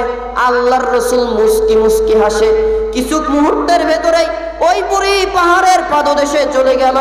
পাহাড়ের পাদদেশে গিয়ে এইবার তার এলাকাবাসীকে বলে, ও আমার এলাকাবাসী, তোরা এত পাষাণ কেন, এত নিষ্ঠুর কেন? এই যুবক ছেলে যদি আমার বস্তাটা না টেনে দিত, আব্দুল্লাহর ছেলে মুহাম্মদ এসে আমাকে মেরেই ফেলত। কথা কি বুঝলেন ভাই? আব্দুল্লাহ ছেলে মুহাম্মদ কোথায়? এলাকাবাসী একবার বুড়ির দিকে তাকায় আর একবার মুহাম্মাদুর রাসূলুল্লাহর দিকে তাকায় আর বলে, ওরে বুড়ি, যার ভয়ে এলাকা ছাড়লাম, বাবার জমিন ছাড়লাম, তুমি সেই মুহাম্মদকে নিয়ে আমাদের মাঝে হাজির হইলা। বুড়ি একবার দরদর করে চোখের পানি ছাড়ে আর বলে, একবার মুহাম্মাদুর রাসূলুল্লাহর দিকে তাকায় আর একবার ওই কাফেরদের দিকে তাকায় আর বলে, কি বলো তোমরা, এটাই কি আব্দুল্লাহর ছেলে মুহাম্মদ? রসুল মুস্কি হাসি দিয়ে বলেন, হ্যাঁ বুড়িমা, আমি আব্দুল্লাহর ছেলে এতিম মুহাম্মদ। সুবহানাল্লাহ। বুড়ি বলে, এটা যদি মুহাম্মদ হয় আর এটা যদি রাষ্ট্রপ্রধান হয়, যে রাষ্ট্রপতি হলে বিরোধী পক্ষকে ঘায়েল করার জন্য আসে না, বিরোধী পক্ষকে জীবনের জানমালের নিরাপত্তা দেয়। ও মুহাম্মদ, আমি এতদিন ভুলের ভেতরে ছিলাম, আর বেঈমান কাফের থাকবো না। আমি তোমার হাতটা বাড়ায় দাও, তওবা পড়ায় দাও আর আমাকে পড়িয়ে দাও, আমরাও পড়ি। আশহাদু আল্লা ইলাহা ইল্লাল্লাহু ওয়াহদাহু লা শারীকা লাহু ওয়া আশহাদু আন্না মুহাম্মাদান আবদুহু ওয়া রাসূলুহু। মুসলমান হয়ে গেলেন। সুবহানাল্লাহ। ইনি উত্তম আদর্শের ব্যক্তি। ওয়া ইন্নাকা লা খুলুকিন আযীম। ও রাসূল, আপনাকে উত্তম চরিত্র দান করেছি, আপনার অনুসারী যারা হবে তারাও এই চরিত্রের হবে। আমরা হব তো ইনশাআল্লাহ। আমাদের মাঝে যারা এই চরিত্রের মানুষ আছে, ওই নির্যাতনের সময়ও আপনাদের পাশ থেকে যায় নাই, যতটুকু পেরেছে আপনাদেরকে দিয়েছে। আর এখন তো আল্লাহ উন্মুক্ত পরিবেশ করেছে, আপনাদের জন্য জান প্রাণ দিয়ে সম্পদ দিয়ে লড়ে যাচ্ছে। তাদেরকে সামনে দিয়ে সংসদে বসিয়ে তাদের দিয়ে রাষ্ট্র পরিচালনা করলে তাহলে শান্তির আশা করা যাবে। ঠিক আছে না কথা ভাই? এরপরে আসেন, আল্লাহ রাব্বুল আলামিন রাসূলের কথা বলেন, ও রাসূল, আপনাকে পাঠালাম দুনিয়ার বাসীকে জানাই দেন আপনি এমন একজন নেতা, আপনার কোনো কথা আপনার পক্ষ থেকে নয়, সব কথা আমি আল্লাহ তাআলার কথা। সুবহানাল্লাহ বলেন। আল্লাহ তাআলা বলেন, ওয়া মা ইয়ানতিকু আনিল হাওয়া ইন হুয়া ইল্লা ওয়াহয়ুন ইউহা। আল্লাহু আকবার। নবী নিজের মনের ইচ্ছায় কোনো কথা বলে না। আল্লাহ যতক্ষণ না কোনো কথা বলেন ততক্ষণ নবী কোনো কথাই বলে না। সুবহানাল্লাহ বলেন। এরপরে আল্লাহ রাব্বুল আলামিন আরো বলেন, ওয়া রাফা'না লাকা যিকরাক। ও নবী, আপনার সম্মান আমি দুনিয়া ও আখিরাতে আরো সমুন্নত করেছি। সুবহানাল্লাহ বলেন। সম্মানিত উপস্থিতি, একটা কথা বলি, আল্লাহ রাব্বুল আলামিন সাইয়েদনা আদম আলাইহিস সালাম থেকে শুরু করে মুহাম্মাদুর রাসূলুল্লাহ পর্যন্ত 1 লক্ষের উপরে নবী ও রাসূল পাঠিয়েছেন। প্রত্যেক নবীর জন্য একটা বিশেষ দোয়া দিয়েছিলেন। কয়টা দোয়া? বিশেষ দোয়া। আদম থেকে শুরু করে ঈসা পর্যন্ত সব নবী দোয়াটা করে ফেলেছেন, আল্লাহর রাসূল দোয়া করেননি। মহান রব্বুল আলামিন বলেন, ও রাসূল, আপনাকে তো একটা বিশেষ দোয়া দেওয়া হয়েছে, কেন করলেন না? আল্লাহর নবী বিশ্ব নবী বলেন, আয় আল্লাহ তাআলা, আমি এই দোয়া দুনিয়াতে করব না, এই দোয়াটা আমি আমার কাছে রেখে দিলাম। পরকালে কিয়ামতের ময়দান যখন কায়েম হয়ে যাবে, ওই দিন আমার হাজার হাজার ওয়াজিব হওয়া জাহান্নামী বান্দা বান্দীদেরকে বাঁচিয়ে জীবনের গুনাহ মাফ করে দিয়ে জান্নাতে নেওয়ার জন্য এই দোয়াটা আমি আল্লাহ, আমি রাসূল, আমি কিয়ামতের দিন করব। সুবহানাল্লাহ বলেন। এজন্য আল্লাহ তাআলা আরো বলেন ওয়ালাল আখিরাতু খায়রুল লাকা মিনাল উলা। নবীজি আপনাকে দুনিয়াতে যা দিলাম পরকালে আপনার জন্য আরো বেশি সম্মান রাখলাম। সুবহানাল্লাহ বলেন। এরপরে আসেন আল্লাহ তাআলা রাসূলকে বললেন কি জন্য পাঠালেন। আল্লাহ রাব্বুল আলামিন বলছেন ইয়া আইয়ুহান নাবিয়্যু ইন্না আরসালনাকা শাহিদাও ওয়া মুবাশশিরাও ওয়া নাযীরা। নবী আপনাকে আমি পাঠিয়েছি, প্রেরণ করেছি শাহিদ, সাক্ষ্যদাতা হিসেবে। কিসের সাক্ষ্য দেবেন? নবী আপনাকে মেরাজে নিয়ে, রাসূলুল্লাহর মেরাজ হয়েছিল আপনারা জানেন তো নাকি? জি জি, এই মেরাজে আল্লাহর রাসূলকে আল্লাহ জান্নাত জাহান্নাম সব দেখিয়েছেন। জান্নাতের নিয়ামত, জাহান্নামের আযাব, এইগুলা দুনিয়াতে দাওয়াত দেবেন, সাক্ষ্য হিসেবে থাকবে, সাক্ষী দাতা হিসেবে পাঠিয়েছি। ওয়া মুবাশশিরাও, সুসংবাদ দেবেন। দুনিয়াতে যারা কোরআন আর আপনার আদর্শ নিয়ে চলবে আমি আল্লাহ তাদের জীবনের গুনাহ মাফ করব, পরকালে কোরআনওয়ালা হিসেবে জান্নাত দান করে দেব। আর একটু জোরে কি সুবহানাল্লাহ বলা যাবে? যারা দুনিয়াতে কোরআন মানবে আর রাসূলের আদর্শ মানবে আল্লাহ তাদের কি দেবেন? জান্নাত দিবেন। এই সুসংবাদ দান করে দেন। ওয়া নাযীরা, আর সতর্ক করে দেন রাসূল দুনিয়াতে আপনি তো আপনার এই উম্মতদেরকে দাওয়াত দিলেনই, কিয়ামত পর্যন্ত আপনার উত্তরসূরি যারা হবে ইন্নাল উলামা ওয়ারাসাতুল আম্বিয়া, আলেম ওলামা যারা, ইকামতে দিনের কর্মী যারা কোরআন দিয়ে দিয়ে তাদের দাওয়াত দেবে, এর পক্ষে যারা আসবে তাদের জন্য সুসংবাদ। আর কোরআনকে যারা বৃদ্ধাঙ্গুলি দেখাবে, কোরআনকে যারা মানবে না, নিজের জীবনে, ব্যক্তি জীবন, রাষ্ট্র জীবনে কোরআন মানবে না। অনেকে বলে নামাজের জায়গায় নামাজ পড়েন, কোরআনকে মসজিদে ঢুকাবেন, রাজনীতিকে মসজিদে ঢুকাবেন না। বলে না ভাই? আলহামদুলিল্লাহ, আপনাদের এলাকায় বলে না, আমাদের এলাকায় বলে হুজুর কোরআনে কি রাজনীতি আছে? বলে এই কথা? হ্যাঁ, এলাকায় আছেন এরকম? আচ্ছা, আপনাদের মত কি? এখানে তো যে কয়জন মুসল্লিরা আছেন, আমার প্রিয় উপস্থিতি আছেন, পর্দার আড়ালের মা বোনেরাও আছেন, আপনাদের কথা কি? এই আল কোরআন এটা নামাজের জন্য, জিকিরের জন্য, তাসবির জন্য, তাহলিলের জন্য, জানাজা, দাফন, কাফন, এতটুকুর জন্য। আর পৌরনীতি, অর্থনীতি, রাষ্ট্রনীতি এইগুলা নিজের মন গড়া আইনের জন্য আল্লাহ দিয়েছে, তাই না? হ্যাঁ, তাহলে কি এই কোরআনে যদি পৌরনীতি, অর্থনীতি আর রাজনীতি না থাকে, কোরআন কি পূর্ণাঙ্গ হইল ভাই? হইল না। তাহলে এই কোরআন দিয়ে তো জীবন গড়া যাবে না। একটা কিতাব সেটাই হবে কোরআন, যার ভেতরে কমপ্লিট কোড অফ লাইফ থাকবে, কনস্টিটিউশন হিসেবে ব্যবহার করা যাবে, সংবিধান হিসেবে আল কোরআন ব্যবহার করা যাবে। যেটা সংবিধান হয় সেখানে দোলনা থেকে কবর না, একবারে জান্নাত আর জাহান্নাম পর্যন্ত সব কিছুর বর্ণনা থাকা দরকার। তাহলে আল্লাহ কি কোরআনে সেইগুলো দিয়েছে? বিশ্বাস করেন?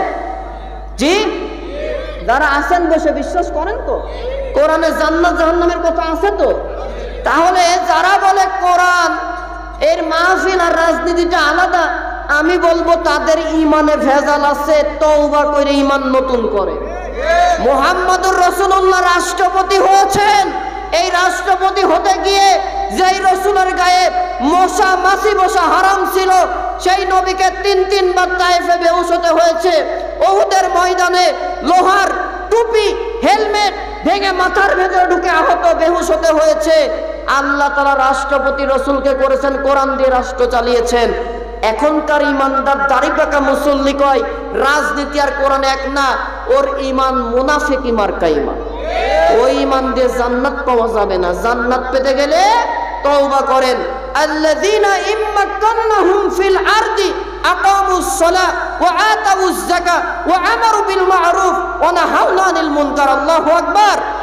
ও নবী, রাষ্ট্র ক্ষমতায় যদি মুসলমানদের দিয়ে দিই, ইমানদারদের, চারটা কাজ করবে: নামাজের বিল পাস করবে, যাকাত ভিত্তিক অর্থ ব্যবস্থা করবে, সৎ কাজের আদেশ দেবে। তখন আর অনুরোধ চলবে না, ভাই নামাজ পড়েন, ভাই মাহফিলে আসেন, ভাই পরিবার, সমাজ, রাষ্ট্র কোরআন দিয়ে করেন, আর কোনো অনুরোধ না। তখন কি হবে? আদেশ হবে, সৎ কাজের আদেশ। খারাপ কাজ দেখলেই বাধা প্রদান করা। এই চারটা কাজ করতে গেলে রাষ্ট্র ক্ষমতা লাগবে, লাগবে না ভাই?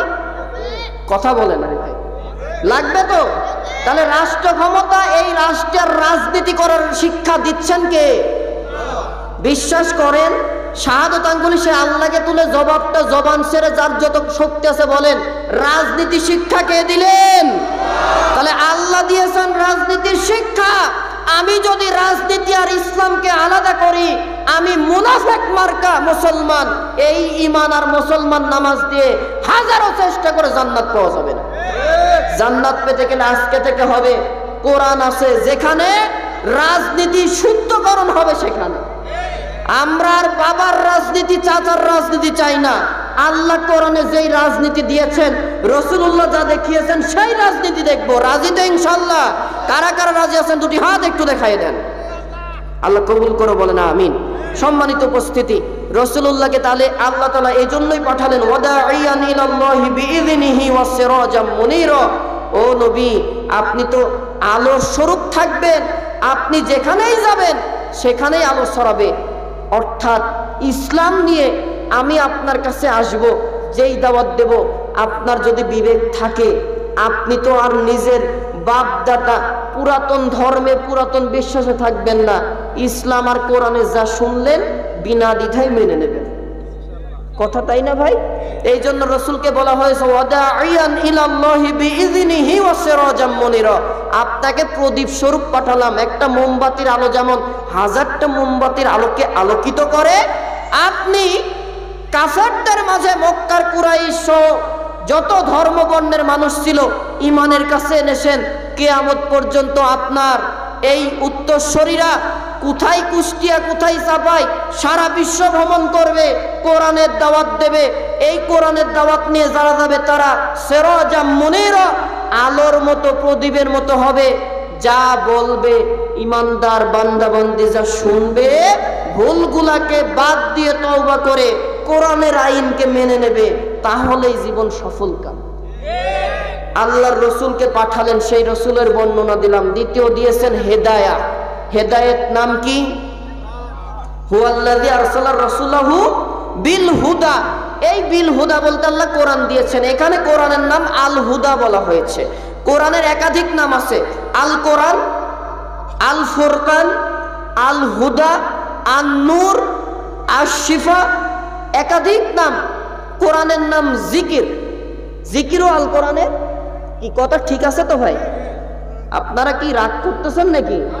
তাহলে এই কোরআনুল কারীম দিলেন কোন কিতাব দিয়ে এবার আপনি জীবন করবেন সেই বিষয়ে একটু কথা বলি। সম্মানিত উপস্থিতি, আল্লাহ রাব্বুল আলামিন কোরআনুল কারীমের ভিতরে বলছেন, সম্মানিত উপস্থিতি, আল্লাহ রাব্বুল আলামিন কোরআনুল কারীমের ভিতরে বড়ই চমৎকার করে মহান রব্বুল আলামিন সূরা বনী ইসরাঈলের ৮২ নম্বর আয়াত নাজিল করে দিয়ে আমাদেরকে জানায় দিচ্ছেন, ওয়ানুনাজ্জিলু মিনাল কুরআনি মা হুয়া শিফাউন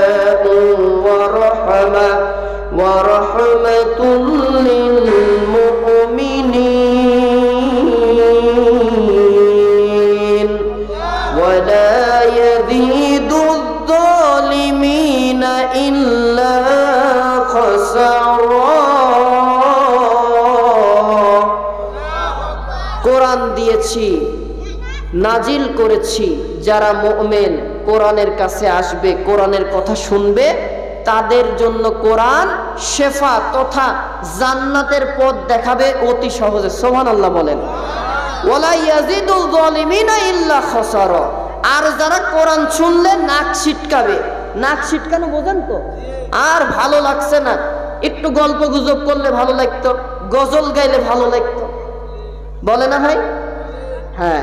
এরপরে হুজুর কোরআনে যা বলছে আমার মতের সাথে মিল নাই, আমি মানি না, এরকম কথা আপনারা বলেন না। কুষ্টিয়াতে আমাদের কিছু কিছু ইমানদার মুসলমান আছে, হুজুর যা বলল কোরআন থেকে এর সাথে আমি একমত হতে পারলাম না। প্রশ্ন করা হয় কেন ভাই? কয় যে না না, কোরআনের সাথে যা বলেছে মিলা যায় না, সমাজের সাথে চলে না। এরকম কথার লোক আছে তো ভাই? হ্যাঁ, অনেক আছে, অনেক। তারা ক্ষমতার পাওয়ার দেখাতে চায়। পাওয়ার বোঝেন তো ভাই? একটু পাওয়ারের একটা দৃষ্টান্ত দেই, একটা মজার গল্প বলছি, কোরআন হাদিস না, একটা গল্প বোঝানোর জন্য। বলবো কি? আমাদের এলাকা কুষ্টিয়াটা রেল লাইন অনেক আছে, প্রায় 9 থেকে 10টা রেলের স্টেশনই আছে। আপনাদের চাপাইতেও আছে রেল লাইন স্টেশন, আছে না ভাই? তো এই রেলের আর রাস্তা যদি থাকে রেলের উপর দিয়ে, গেট দেওয়ার জন্য একজন ব্যক্তি লাল আর সবুজ পতাকা নিয়ে দাঁড়ায়। আমাদের কুষ্টিয়ার ভাষায় তাকে গেটম্যান বলে। আপনারা কি করেন? জি, গেটম্যান। এই গেটম্যান নতুন বিয়ে করেছে। বিয়ে করে বছর রাতে বউ বলে, ওগো প্রাণপ্রিয় স্বামী, তুমি কি করো? কয়, আমি রেল গেট থামিয়ে দেই। আমি যখন গেট দেই বড় বড় বাস ট্রাক সব থেমে যায়, গেট তুলে দিলে সব চলাচল করে। কই, এত পাওয়ার, কি কাজ করো? কই, আরে ভাই দেখ, বোঝো না, রেল লাইনে যে রেলগাড়ি চলে, ওই রাস্তা থাকলে রাস্তায় গেট ফেলাতে হয়। স্ত্রীর মজা করে কয়, ও বাবা, তুমি গেটম্যান? একটু নাক ছিটকাইলো। তখন স্বামী রাগ হয়ে বলছে, এই গেটম্যান করবো না, আমার পাওয়ার জানো? আমি যদি গেট ফেলিয়ে দেই, চাপাই থেকে ঢাকার যত বড় বড় পরিবহন সব থেমে যাবে, এমনকি এমপি মন্ত্রীর গাড়ি হলেও থামে না ভাই। রাষ্ট্রপতির গাড়ি হলো গেট পরে গেলে থেমে যায়, আর গেট যদি তুলে দিই সব চলে। আমার পাওয়ার কম নাকি? এবার বউ দাবি করছে, পাওয়ার আমি দেখব, আমাকে তোমার কাজ দেখাবা। আর মেয়ে মানুষের বাইনা না শুনে পারা যায় না। বাইনা যদি করে দিতে হবে সোনার গয়না, যতক্ষণ দেবেন না গয়না মন খুলে কথাই আর কয় না। জি না, আলহামদুলিল্লাহ, আপনাদের চাপায়ের মেয়েরা খুব ভালো, আপনাদের দাবি দাও করে না, আওয়াজে বোঝা গেল। আলহামদুলিল্লাহ, মা বোনেরা ইসলামের জন্য অনেক সোচ্চার। আশা করছি এখানে যারা আছেন মহিলা এর থেকে বেশি এসেছে, নিশ্চয়ই আসছে না? তার মানে আমাদের মনে হয় কি, এখনকার মাহফিলগুলো মহিলা প্যান্ডেলে পর্দা দিয়ে তাদেরকে শোনানো উচিত। পুরুষেরা সব হাফেজে কোরআন হয়ে গেছে, তাদের কিচ্ছু লাগে না। মা বোনেরা কোরআনের জন্য আন্তরিক। এইবার আসেন, গেটম্যান তার বউকে পাওয়ার দেখানোর জন্য আমাদের ওই অঞ্চলের রেল গেটের পাশে একটা ছোট্ট লাল রঙের ঘর থাকে গেটম্যানের জন্য। আপনাদের এলাকার রেল গেটের পাশে আছে নাকি? আছে। এই গেটে এবার বউকে নিয়ে বসাই, বলে তুমি জানলা দিয়ে দেখবা কি করি। ঠিক মনে করেন রাজশাহীর চাপায়ের মহানন্দা এই লোকাল ট্রেনটা রহনপুর থেকে ছেড়েছে, রাজশাহীর দিকে যেতেই এই চাপাই নবাবগঞ্জ স্টেশনে আসতেই আগেই রেল গেট ফেলাই দিয়ে বসে আছে। এবার বউ বলছে, তা তো সত্যি, স্বামী আবার যা বলছিল গেট ফেললে সব গাড়ি ঘোড়া থেমে যায়, একটাও চলতে পারে না, এই বসবাস যেতে পারে না। তাই হলো। এবার গেট থামায়ে রেল গাড়িকে থামাবে কি করতে? স্টেশনে ঢোকার আগেই লাল পতাকা ধরে দাঁড়াই আছে। লাল পতাকা মানে বিপদ সংকেত। যদি ট্রেনের সামনে দেওয়া হয়, ট্রেন কি পতাকা ছাড়ি চলে যায়? কি হবে ভাই?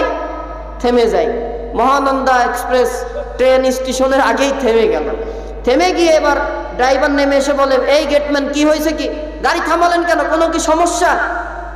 রেলের কি কোনো সমস্যা হয়েছে? কই না স্যার। গাড়ি থামাইলে কেন লাল ফ্ল্যাগ ধরে? কই যে স্যার, নতুন বিয়ে করেছি, বাসর রাতে আমার ক্ষমতার পাওয়ারের বর্ণনা করতে গিয়ে আমার বউ খুব জোরাজোরি করলো স্যার, আমি আমার বউকে আমার পাওয়ার দেখানোর জন্য আমি আজকে ট্রেনটা থামালাম। এবার ড্রাইভারকে আর মাইনে নেবে ভাই? ওর মালপত্র টেনে নিয়ে যাওয়া লাগে খুলনাতে, ওই বেচারা রাগ হয়ে গেছে। আর লোকাল ট্রেন ওর সাথে এমনিই চলে দেরিতে, ওর টাইম যদি থাকে 8টা, ওই এমনি 9টার সময় যায়। কথা কি ঠিক আছে না ভাই? এবার বেচারা রাগ হয়ে গেছে, রাগ উঠে গেছে মাথায়, ও ঠাস করে একটা চর মেরে দিয়েছে গেটম্যান। এবার গেটম্যান মুখটা ডলে, পতাকা তুলে গেট তুলে ট্রেন চলে গেল, গেট তুলে দিল, সব গাড়ি ঘোড়া চললো। মুখ ডলতে ডলতে বোর কাছে এসে বলে, আমার পাওয়ারটা কি দেখলে? কয় হ্যাঁ দেখলাম। গেট যখন ফেললাম সব বাস ট্রাক থেমে গেল। হ্যাঁ দেখলাম। ট্রেনকে থামালাম লাল ফ্ল্যাগ ধরে, কোনো কারণ ছাড়াই। দেখেছো? কয় হ্যাঁ দেখেছি। আরো তো একটা জিনিস দেখলাম, ও স্বামী, ড্রাইভার এসে তোমার চর মাইল। কয় আরে চর মাইল লোকে, ড্রাইভারের ক্ষমতা ড্রাইভার দেখাইছে, আমার ক্ষমতা আমি দেখাইছি, তাতে হইল নাকি? আজকে আমরা ক্ষমতা দেখাতে দেখাতে আমরা দেখেছি কোরআনুল কারিমের ওপরে ক্ষমতা দেখানো শুরু করেছিল এক শ্রেণীর মানুষেরা। কথা বলেন ঠিক কিনা? আমরা দেখেছি তাফসিরুল কোরআন মাহফিল, সেখানে 144 জারি করেছে, কোরআনের মাহফিলে অমুক বক্তা আসবে, এই বক্তা যদি হক কথা বলে তাকে পর্যন্ত আসতে দেওয়া হয়নি। হয় বক্তা বাদ দাও, নাই মাহফিল বন্ধ করো। এই মাহফিলে অতিথি করা নিয়ে যার বোর কাছে দাম নাই, এই বোর কাছে দামহীন ব্যক্তির কারণে তাফসীর মাহফিল বন্ধ হয়েছে। ক্ষমতার অপব্যবহার করার কারণে যখন সীমানার ওভারটেক করে ফেলেছে, আল্লাহর ক্ষমতা আল্লাহ দেখিয়েছেন আর বুঝিয়ে দিয়েছেন, তাবারাকাল্লাযী বিয়াদিহিল মুলক ওয়া হুয়া আলা কুল্লি শাইইন কাদির। আল্লাহু আকবার। ক্ষমতা কত দেখাবা? তোমার সীমানা শেষ, আমার ক্ষমতা দেখো। সারা দেশের ইমানদারেরা তোমার কাছে একটা দাবি করলো, কত বড় বড় অন্যায় করলা। 9 সালে পিলখানার সেনা সদস্যদেরকে হত্যা করলা, 12 সালে ইসলামী আন্দোলনের বিশ্ব বরেণ্য নেতাদেরকে মিথ্যা মামলা দিয়ে মিথ্যা ট্রাইব্যুনাল গঠন করে তাদেরকে বিচারের প্রহসন নামে ফাঁসির কাস্টে ঝুলাইয়ে ক্ষান্ত হলে না। ভারতের দাদাবাবুদের খুশির জন্য কোরআনের পাখি জিন্দা যিনি আল্লাহর ওলি ছিলেন শহীদ আল্লামা দেলোয়ার হোসেন সাঈদী, তাকে পর্যন্ত তোমরা শহীদ করে দিলা। 2018 সালে এসে তুমি আবারও তুমি এই দেশের জনগণকে হত্যা করলা, আবরার ফাহাদকে হত্যা করলা। 24-এ এসে তোমার সময় শেষ হয়ে গেল, আর সুযোগ নাই। ছাত্রছাত্রীরা দাবি করলো একটা ছোট্ট দাবি। কি ছিল দাবি? হ্যাঁ, কোটা পদ্ধতি বাদ দিতে হবে। উনি মানলেন না, কত রকম ফস্কি নষ্টি শুরু হইল। বুঝছেন তো কথা? এরপরে ছাত্ররা কোনো এক পর্যায়ে এসে বলে, না তোমাদের আর কোটা দিয়ে হবে না, এখন দাবি একটাই, যেহেতু হাজার হাজার প্রাণ আপনি হত্যা করেছেন, রক্তের উপরে দাঁড়িয়ে আর কোনো সংলাপ হতে পারে না, আপনাকে পদত্যাগ করতে হবে। 2013 সালে কোরআনের এতিম ছাত্রদেরকে গরম পানি ঢেলে গুলি করে হত্যা করে বুড়িগঙ্গা নদীতে ভাসিয়েছিল ওই স্বৈরাচার। আয়না ঘরে কত মানুষকে এখনো গুম করেছে, হত্যা করেছে, এখনো হুদিস দেয়নি। এইবার এই 24-এর স্বাধীনতাকামী ছাত্রছাত্রীদের লাস্ট দাবি, আপনাকে পদত্যাগ করতে হবে। আল্লাহ আসমান থেকে বুঝাই দিচ্ছেন, ও ইমানদার মুক্তিযোদ্ধারা, এর পদত্যাগে কাজ হবে না। ও যা অন্যায় করেছে, আমি আল্লাহ আরশ থেকে বাজেট দিয়েছি, ওকে দেশ ত্যাগ করতে হবে। যে 15.5টা বছর রাষ্ট্র চালালো, সামান্য 2 মিনিটের ভাষণও দিতে দিল না, বলে যে 40 মিনিট টাইম বেঁধে দেওয়া হলো, আগে দেশ থেকে পলান, না হলে এ দেশের তৌহিদি জনতা যা খেপেছে, আপনাকে আমরা সেনা দিয়ে পুলিশ দিয়ে বাঁচাতে পারবো না। কথা কি ঠিক আছে ভাই? আল্লাহর আইনের বাইরে গেলে দেশ ত্যাগ হতে হয়। এমন ভাবে ওই স্বৈরাচার হাসিনা দেশ ত্যাগ হয়েছে, ওর দেশে আসলেই আইনে আসবে কি বর্ডারে ঢুকলে জাতি গাছের সাথে বাইরে পিটাবে। আর যদি দেশের বাইরে মারা যায়, অন্তত আমরা বিশ্বাস করি যারা আলেমদের বুকের রক্ত ঝরিয়েছে, শত শত হাজার হাজার বিনা অপরাধ মানুষদেরকে হত্যা করেছে, ওই স্বৈরাচার যদি বাইরে মারা যায়, তার লাশটাকে এই বাংলাদেশে ঢুকতে দেওয়া যাবে না। এর জন্য বাতিল এবং স্বৈরাচার পতনের জন্য আমরা যতদিন বেঁচে থাকবো, কোরআনকে সাথে নিয়ে ঐক্যবদ্ধ থাকতে হবে। চাপাইয়ের মুসলমান কি রাজি আছেন কোরআনের পক্ষে আন্দোলন করতে? কারা কারা রাজি? দুটি হাত তুলে আল্লাহকে দেখান। আল্লাহ কবুল করো, বলেন আমিন। হাত তুলানো হলো। এইবার কোরআনের পক্ষে আন্দোলনে যারা আসবে, তাদের পক্ষে জান দিয়ে, অর্থ দিয়ে দাঁড়াতে হবে। পারবো তো ইনশাআল্লাহ? মনে রাখবেন ভাই, ইসলামী রাষ্ট্র প্রতিষ্ঠার জন্য কাজ আজকের আলোচ্য বিষয়।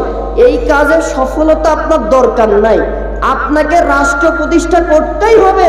আল্লাহ এটা বলেনি, আপনার চেষ্টাটা আল্লাহ দেখবে। কথা কি বোঝাতে পারছি? সম্মানিত উপস্থিতি, এবার আসেন, এই ইসলামী রাষ্ট্র প্রতিষ্ঠা করার জন্য কাজ করতে গেলে কাজ করতে হবে কোরআন দিয়ে। কি দিয়ে কাজ করবেন? এই কোরআন এমন একটা কিতাব যার পরিচয় আল্লাহ তাআলা বলেন, যালিকাল কিতাবু লা রাইবা ফীহি হুদাল লিল মুত্তাকিন।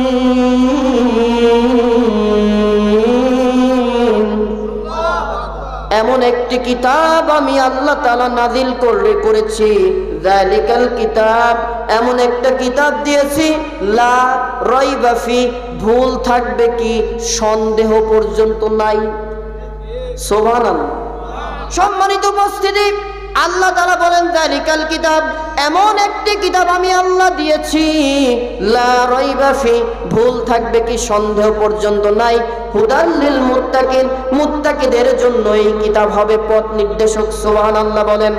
সম্মানিত উপস্থিতি, ফ্রান্সের একদল খ্রিস্টান বিজ্ঞানী কোরআনুল কারীমের সূরা বাকারার এই 2 নম্বর আয়াতে কারিমা পড়ার পরে দেখলো আল্লাহ তাআলা 1500 বছর আগে কোরআন নাজিল করেছে আর চ্যালেঞ্জ করেছে লা রাইবা ফি, কোনো ভুল নাই।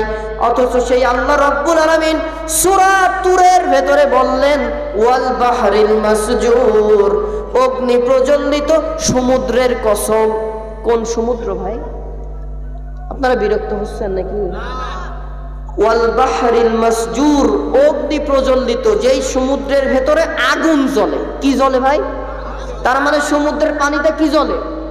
ওয়াল বাহরিল মাসজুর, অগ্নি প্রজ্বলিত সমুদ্রের আগুনের কসম। আমরা কি সমুদ্র নদীতে আগুন দেখি না পানি দেখি? পানি। আল্লাহ বলেছেন কিসের কসম? আগুনের জ্বলিত পানির কসম। ফ্রান্সের একদল খ্রিস্টান বিজ্ঞানী তারা এবার পড়ে দেখে 2 রকম কথা, তার মানে কোরআনে ভুল মনে হয় আমরা পেলাম। কিন্তু বিজ্ঞানীরা যতক্ষণ না একটা বিষয়ে পর্যবেক্ষণ, নিরীক্ষণ, পরীক্ষণ না করে, একটা সমাধানে না আসে, ততক্ষণ কোনো মন্তব্য করে না। আর আমাদের অবস্থা, আমরা আগের মন্তব্য করে বসে থাকি। কথা কি ঠিক আছে তো ভাই? সম্মানিত উপস্থিতি, ব্যাখ্যায় বেশি না, সময় কম। এইবার ফ্রান্সের বিজ্ঞানীরা বলে কোরআনের ভুল আমরা পেয়ে গিয়েছি। মনোযোগ, কোরআনের এই যালিকাল কিতাবু লা রাইবা ফি, কোন ভুল আল্লাহ করেননি, চ্যালেঞ্জ করলেন। আল ওয়াল বাহরিল মাসজুর, সমুদ্রের ভেতরে কি সত্যি আগুন আছে কিনা এটা পরীক্ষা করার জন্য ফ্রান্সের একদল খ্রিস্টান বিজ্ঞানী একটা টিম গঠন করলেন, উন্নত প্রযুক্তির মেশিন তৈরি করলেন। মেশিনটা তৈরি করে সমুদ্রের ভেতরে দেওয়া শুরু করলেন। সমুদ্রের হাজার হাজার ফিট নিচে দেওয়ার পরে, বেশ কয়েক কিলোমিটার নিচে দেওয়ার পরে সমুদ্রের তলদেশে বালি পেল। বালিটা ভেদ করে আরো যখন নিচে গেল, কয়েক গরম গরম ভাব তারা বুঝতে পারল। সুবহানাল্লাহ, তাও বলার দরকার নাই। আল্লাহ বলেছেন ওয়াল বাহরিল মাসজুর, সমুদ্রের ভেতরে আমি আগুন জ্বালাচ্ছি, এই সমুদ্রের কসম কাটলাম। বিজ্ঞানীরা আরো ডিপলি দেওয়ার জন্য চেষ্টা করলো।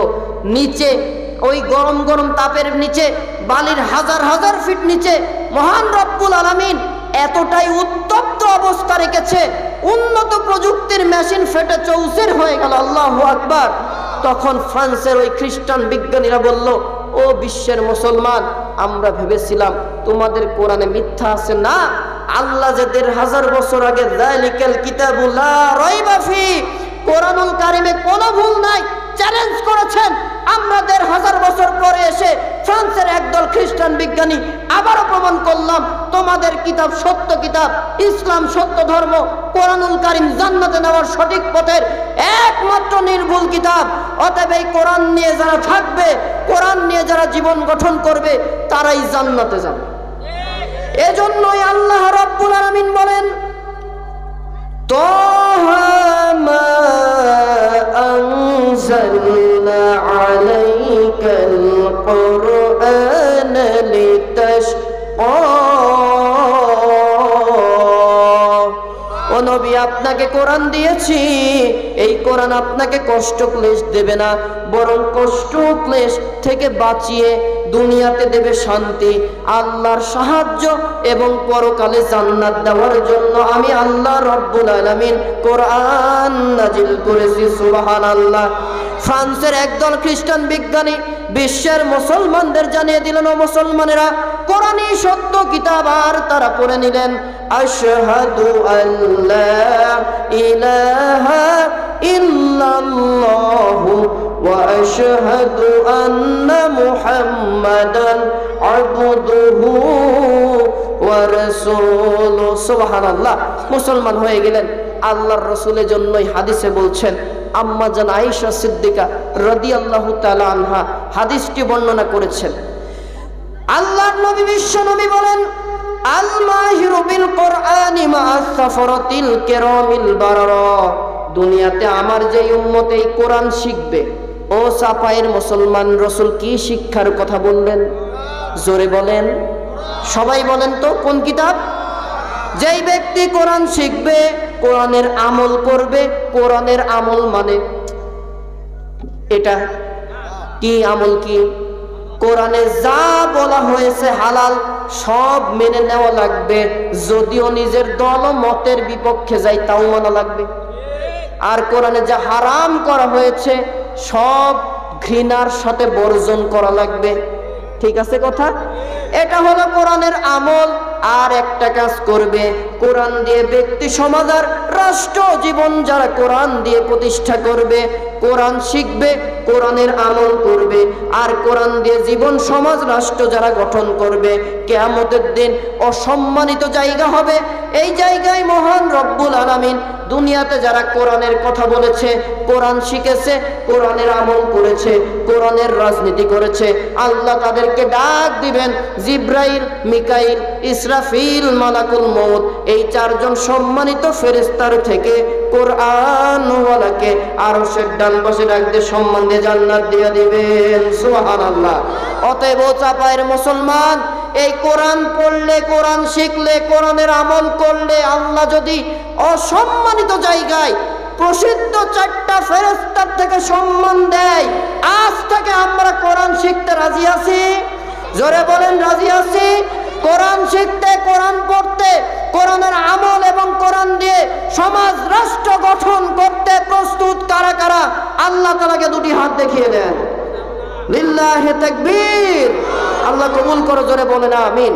তাহলে নবীকে আর এই কোরআনকে দিয়ে এইবার ইসলামের ভেতরে আমরা ঢুকলাম। ধর্ম সত্য দিন নাম কি? জোরে বলেন। দ্বীনুল্লাহ, ইসলাম বলা হয়েছে, যার বিষয়ে আল্লাহ তাআলা বলেন ইন্নাদ-দীনা ইনদাল্লাহিল ইসলাম। আরেকটু জোরে বলেন, নিশ্চয় আমি আল্লাহর মনোনীত ধর্ম, জীবন ব্যবস্থা ইসলাম।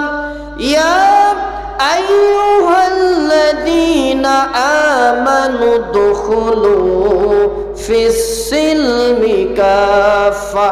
ও ঈমানদার, যারা নিজেদেরকে ঈমানদার বলে দাবি করো, ও চাপায়ের জোড়াগাছের পুরুষ মহিলা যারাই আজকের মাহফিলে এসেছো, আমরা কি ঈমানদার? আমরা ঈমানদার না? আছেন ঈমানদার? তো আমরা বলতে লজ্জা লাগছে। ঈমানদার কারা? ঈমানদার কারা? ডান হাত দেখান সোজা করে, হাত বাঁকা হলে একটু তাকান তো পাশে, যার হাত এমন বাঁকা থাকবে বুঝবেন ঈমানের ভিতর ভেজাল আছে। ঈমানদার যারা হাত তোলেন, লিল্লাহি তাকবীর, হাত নামান। আমরা কি ঈমানদার? আল্লাহ আমাদের ডেকে বলছেন, ও জোড়াগাছি চাপায়ের মুসলমান নরনারী, ইয়া আইয়ুহাল্লাযীনা আমানু দুখুলু, উদখুলু, পরিপূর্ণভাবে দাখিল হও, ফিস-সিলমি কাফা, আমার দেওয়া মনোনীত জীবন ব্যবস্থা ইসলামের ভেতরে নিজে আত্মসমর্পণ করে দাও। সুবহানাল্লাহ। তাহলে আমাকে ইসলামের ভেতরে থাকতে হবে। আমরা তো ইসলামের ভেতরেই জন্মগ্রহণ করেছি, বড় হচ্ছি, ঠিক না ভাই? এই ইসলামটার ভেতরে আসি, এইবার থাকতেই হবে না। আল্লাহ তাআলা এরপরে বলছেন লিইয়ুযহিরহু আলাদ-দীনি কুল্লিহি, দুনিয়াতে ইসলাম ছাড়াও অন্যান্য জীবন ব্যবস্থা থাকবে। জীবন ব্যবস্থা বোঝেন তো ভাই? ইসলামে তথা কোরআন আর নবীর আদর্শ মানুষকে একটা পথ দেখিয়েছে। কথা কি বুঝতেছেন ভাই? যে আলোচনা শেষ, আর 2-3 মিনিট আছে, 5 মিনিট একটু বেশি নিলে কষ্ট হবে। আল্লাহ তাআলা কোরআনুল কারীমে ইসলাম এর পন্থা প্রকাশ করে দিয়েছেন।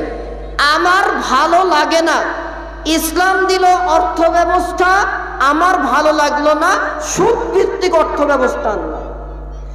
ইসলাম রাজনীতি দিল, ইসলামের রাজনীতির মূল ভাষ্য জমিন আল্লাহর, আলা লাহুল খালক ওয়াল আম, আল্লাহর জমিনে আইন চলবে। আর একটু আস্তে করে শাহাদাত আঙ্গুলি তুলে বলেন, এই জমিনটা কার? আইন চলবে কার? আলা লাহুল খালক ওয়াল আমর, জমিন আল্লাহর, আইনও চলবে আল্লাহ। অতএব আল্লাহর আইন চলার জন্য কোরআন আর নবীর আদর্শ দিয়ে সব বুঝাইছে। আমার ভালো লাগে না, রাজনীতি থেকে কোরআনকে আলাদা রেখে আমি মুজিবের আইন তৈরি করেছি, কেউ জিয়ার আইন তৈরি করেছে। দেখবেন স্লোগান, আমরা সবাই মুজিব সেনা, ভয় করি না বুলেট। এক শ্রেণীর মানুষ বলতো, আমাদের মাঝে কিছু কিছু ভাইরা বলে, যুবকেরা বলে, আমরা মোরা জিয়ার সেনা, ভয় করি না, বলে কিনা? আর আল্লাহ তাআলা কি বললেন জানেন? এই আয়াতে কারিমা দিয়ে আল্লাহ তাআলার ভাষ্য এটাই, আমরা কারো সেনা না, আমরা সবাই আল্লাহর সেনা। যারা আল্লাহর সেনা হয় দুনিয়ায় তারা মাতব্বরি আর তাকাব্বরি করবে। এই চেয়ারে বসে পরিচালনা তথা চেয়ারে আজকে আমি বসে আছি, যতক্ষণ না ছাড়বো কেউ যাবেন না। ঠিক তেমন সংসদ ভবন চালানোর জন্য যে চেয়ার, সেখানেও কোরআনওয়ালাদেরকে বসাতে হবে। ইসলাম ওয়ালাদেরকে বসালেই ইসলামের আইন, ইসলামী জীবন ব্যবস্থা প্রতিষ্ঠা হবে। এই কাজ করার জন্যই রাসূলকে দিয়েছেন, আমাদেরকেও করা লাগবে না? লাগবে। হ্যাঁ, এই কাজ করার জন্য আমাদের কাজ করতে হবে, এটারই দাওয়াত আমি দিচ্ছি। সম্মানিত উপস্থিতি, আল্লাহ তাআলা কোরআন ইসলাম দিয়েছেন, ইসলামকে সব আইনের উপরে প্রতিষ্ঠা করবেন। এখন থেকে আমাদের মুসলমান এখানে মাহফিলে যারা এসেছেন, প্রত্যেকের স্লোগান হবে একটাই, আল্লাহর আইন চাই। একটু বলেন তো দেখি, আল্লাহর আইন চাই, সৎ লোকের শাসন চাই। আল্লাহর আইন কোথায়? মাহফিল পর্যন্ত। হ্যাঁ, কত দূর, কত দূর? হ্যাঁ, আজকে থেকে কাজ করতে হবে। কে কাজ করে আমরা কোনো কথা বলবো না। আপনার এলাকা ভাই আমি জানি না কে কাজ করে, তবে যার কথা, যার কাজে আপনি কোরআনের সার পাবেন, কোরআনের ইশারা পাবেন, যারা উঠলে শান্তি প্রতিষ্ঠা হবে, কথা বললে কোরআন দিয়ে বলে, নবীর আদর্শের কথা বলে। ও যুবকেরা, অনেক নেতার পেছনেই তো দৌড়াইলা, কত নেতার আদর্শ বাস্তবায়নের জন্য এখনো এই যে ঢাকাতে রিক্সা চালকের ছদ্মবেশে স্বৈরাচারের দালাল নেমেছে, প্রায় কয়েকজনকে নিহত করেছে। আস্তে আস্তে আমরা দেখলাম, সম্মানিত যুবক ভাইয়েরা, যুবকেরা কিন্তু ইসলামের সম্পদ। আল্লাহর রসুল যুবকদের ভালোবেসেছেন। কেমন ভালোবেসেছেন? একটা হাদিস শোনাই। আল্লাহর রসুল একদিন এইভাবে ওয়াজ করছেন, মসজিদের গেটে একজন যুবক, নাম তার জারির বিন আব্দুল্লাহ। নাম কি? সবাই বলো যুবকেরা, নাম কি? জারির বিন আব্দুল্লাহ। এই যুবক সাহাবী দাঁড়িয়ে দাঁড়িয়ে খোরমা চাবাচ্ছে, খেজুর, শুকনা খেজুর, খোরমা চাবাচ্ছে, নবীর ওয়াজ শুনছেন। নবী ওয়াজ করার সময় এক ফাঁকে জারিরের দিকে নজর পড়ে গেল। নবী ওয়াজ বন্ধ করে বলেন, ও জারির, তুমি দাঁড়িয়ে দাঁড়িয়ে ওয়াজ শুনছো কেন? আল্লাহ রসুলের গায়ে রুমাল ছিল, রুমাল, চাদর। রুমাল বোঝেন তো ভাই? এই চাদর জারিরের দিকে ফিকে মারলেন, ছুঁড়ে মেরে বললেন, জারির, আমি রসুলের রুমাল নাও, রুমাল পেরে নিচে বসে যাও। থাক, অনেক কষ্ট হয়েছে ভাই। সুবহানাল্লাহ বললে ইবলিস শয়তান মোটামুটি বেজার হয়ে এই এলাকা সারি চলে যাবে। একটু আস্তে করে কোন, আমি আরো একবার রিপিট করছি, আল্লাহর রসুল নিজে তার মূল্যবান ওয়াজ বন্ধ করে দিলেন। যুবকের সম্মানে বলেন, ও জারির, বসার জায়গা পাও নাই, সমস্যা নাই, আমি মুহাম্মদের রুমাল দিলাম, রুমাল নাও, রুমাল পেতে নিচে বসে যাও। কাকে সম্মান দিয়েছে? যুবককে। আর আজকে সেই যুবক রবীন্দ্রনাথের আদর্শ মানে, সেই যুবক কার্ল মার্কস, লেনিন, ডারউইন, যেই নেতা মদের বোতল নিয়ে চলে, যেই নেতা মদের লাইসেন্স উন্মুক্ত করে দেয়, যেই নেতা পতিতালয়ের জন্য সার্টিফিকেট দেয়, উন্মুক্ত লাইসেন্স দেয়, যেই নেতা মাদক দিয়ে, মদ দিয়ে, নারী দিয়ে তোমার চরিত্র শেষ করলো, সে তো তোমাকে জাহান্নামে নিল, সে তোমার নেতা হতে পারে না। যেই নেতা তোমাকে জান্নাতের পথ দেখায়, সেই নেতার পক্ষে থাকলে দুনিয়া আখিরাতে কল্যাণ পাওয়া যায়। সেই পথে থাকতে হবে, রাজি আছি তো আমরা ইনশাআল্লাহ?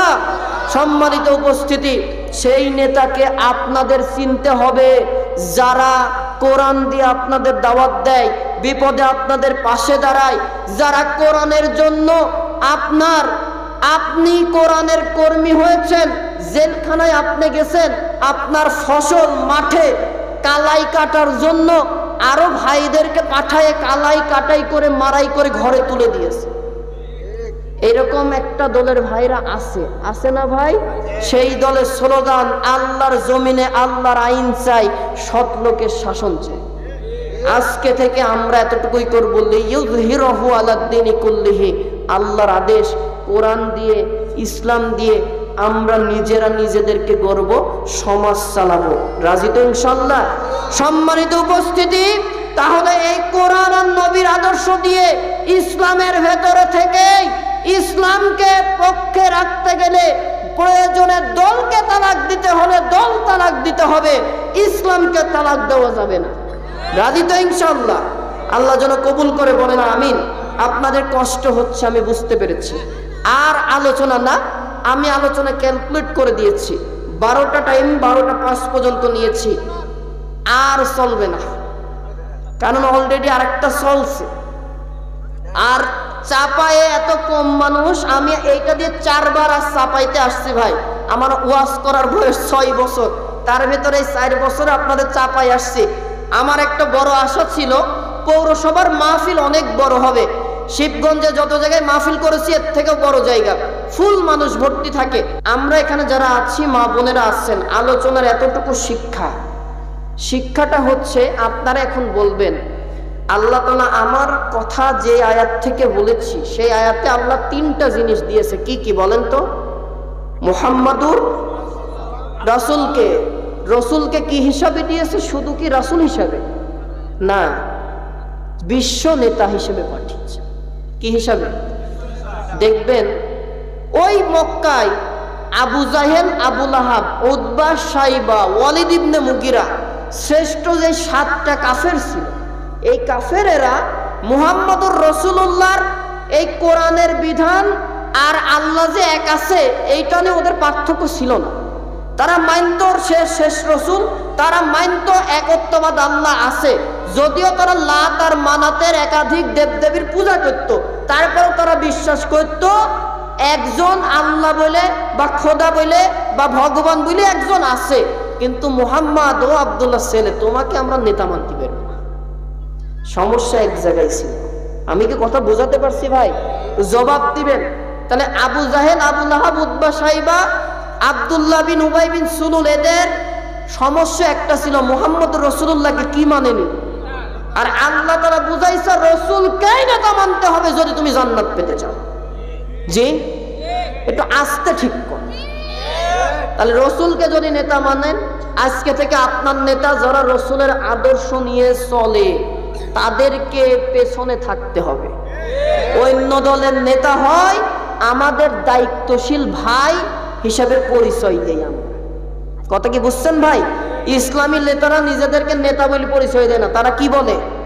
দায়িত্বশীল খাদেম। দেখবেন তারা ঘোষণা দিয়েছে, আল্লাহ যদি আমাদেরকে আপনাদের দিয়ে আপনাদের সমর্থনে এই বাংলাদেশ পরিচালনার দায়িত্ব দেয়, আমরা নেতা হব না, প্রধানমন্ত্রী হব না, আমরা আপনাদের খাদেমের ভূমিকা পালন করব। কি বলেছে তো?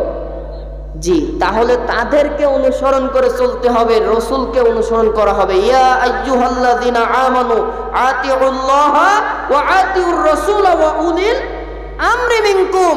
ঈমানদার যারা আল্লাহর আনুগত্য, রসুলের আনুগত্য, আর তোমাদের ভেতরে নবীর আদর্শ আর কোরআনের আইন দিয়ে যারা চলে এই রকম নেতাদের আনুগত্য করো। আল্লাহর রসুলের আনুগত্য ডাইরেক্ট করতে পারবেন না, এই রকম কোরআন আর ইসলামের নেতাদের অনুসরণের মাধ্যমে আল্লাহ রসুলের আনুগত্য করা যায়। মানুষ হিসেবে নেতা যাকে আনুগত্য করবেন ততক্ষণ আনুগত্য করবেন যতক্ষণ তার আনুগত্যে কোরআন আর নবীর আদর্শ থাকবে। মানুষ হিসেবে দুর্বলতা আসলে তারাও বলে ইহতিসাব দিয়ে সংশোধন করাবেন, সেই আনুগত্য আমরা করব না। এই দলের আনুগত্য করতে হবে। তাহলে 1 নম্বর রসুলের আদর্শ নেতা মেনে কাজ করবেন। রসুল নাই, রসুলের আদর্শ নিয়ে যারা আমাদের মাঝে আসেন তাদেরকে সামনে নিয়ে চলবো আমরা ইনশাআল্লাহ। একটু জোরে বলেন। দ্বিতীয়, আপনার সমস্যা সমাধান আইন বিভাগ, বিচার বিভাগ, দণ্ড বিভাগ দরকার। কোন জায়গা থেকে নেবেন? আমরা 72-এর সংবিধান চাই না, আমরা ডক্টর কামালের রচিত সংবিধানও চাই না, আমরা চাই আল কোরআনের সংবিধান। রাজি? রাজি তো ইনশাআল্লাহ? কোরআনের সংবিধান কারা চান একটু হাত তুলে দেখান তো। নম্বর, আল্লাহ দিয়েছেন ইসলাম, এই ইসলামী জলসা নাম দিয়েছেন না? ইসলামী জলসা। তাহলে ইসলাম একটা জীবন ব্যবস্থা দিয়েছে, কোরআন নবীর আদর্শ ইসলাম দিয়ে আমরা কাজ একটাই, নবী করেছেন ইসলাম প্রতিষ্ঠার কাজ, আমরাও আজ থেকে ইসলাম প্রতিষ্ঠার কাজ করব।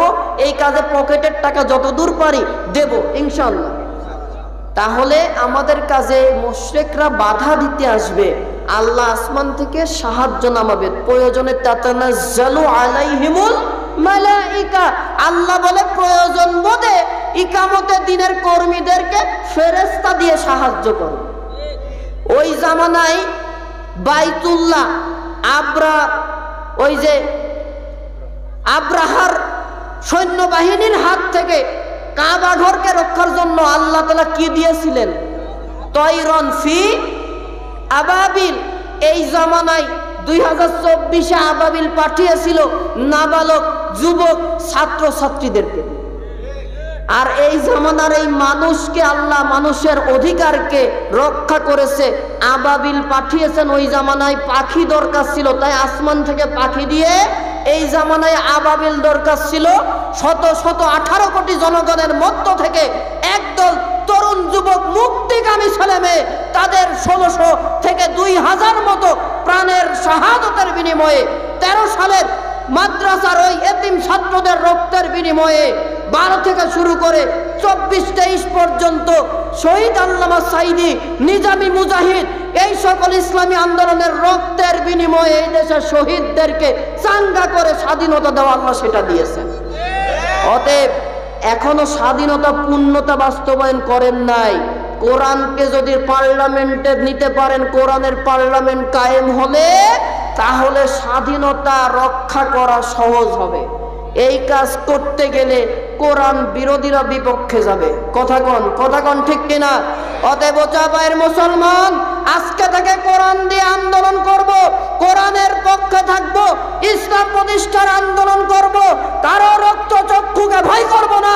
প্রয়োজনে শাহাদতি তামান্না নিয়ে ময়দানে থেকে শহীদ হতে প্রস্তুত। ইসলামী আন্দোলন থেকে এক চুল দূরে যাওয়া যাবে না। রাজি কারা কারা দু হাত দেখতে যায়? আল্লাহ কবুল করে, জোরে বলেন আমিন। সুবহানাকা আল্লাহুম্মা বিহামদিকা আশহাদু আল লা ইলাহা ইল্লা আনতা আস্তাগফিরুকা ওয়া আতুবু ইলাইক। প্রশ্ন আছে বলেছিলাম, মনে আছে তো? যে মা বোনেরা শুধু প্রজেক্টরে দেখবেন, অংশগ্রহণ তো করতে পারবেন না। পুরুষদের কাছ থেকে নি 1 নম্বর প্রশ্ন, উত্তর আগে বলবেন না, হাত তুলবেন। আমি যাকে নেব সে উত্তর বলবেন। বুঝতে পেরেছেন? না পারলে অন্য কাউকে সুযোগ দেব। মনোযোগ আছে তো? একটু গলাটা ঠিক করেন। এবার আসেন, কোন সূরা থেকে আজকের আলোচনা ছিল? কত নম্বর আয়াত? ওই ভাইটা হাত তুলেছেন, ওই যে মাতলার গলা, একটু দাঁড়ান, দাঁড়িয়ে বলেন। জি জি, কত নম্বর আয়াত? আচ্ছা, এই সূরাটা কোরআনে আরো একটা সূরায় আছে একই আয়াত, বলতে পারবেন? পারবেন না? আসেন, চলে আসেন। আমার প্রশ্ন পেরেছে, এই সূরাটা কোরআনে অবিকল, চলে আসেন। কোরআনে সূরা সফ, সূরার নাম কি? সফ। কত নম্বর আয়াত? 9 নম্বর আয়াত। মনে আছে না কথা? মনে নাই তো? 9 নম্বরে একই আয়াত, একটু উপরে উঠে আসে। আর সূরা ফাতিহার আল্লাহ তাআলা 28 নম্বর আয়াত, সূরা ফাতিহার ভিতরে আল্লাহ তাআলা বলছেন 28 নম্বর আয়াতে শুধু লাস্টে বলেছেন ওয়া কাফা বিল্লাহি শাহিদা। মূল বাক্য একই। আমরা আমাদের ভাইকে একটা ছোট্ট উপহার দিচ্ছি। কই আসেন ভাই, আসেন। ইসলামী আন্দোলনের নৈতিক ভিত্তি। ভাইয়ের নামটা কি ভাই? ইকবাল ভাই। অনেক সুন্দর চেহারা, তাই না? আল্লাহ তাআলা যেন তার মুখে নবীর সুন্নাহটা রাখার তৌফিক দান করেন, বলেন আমিন।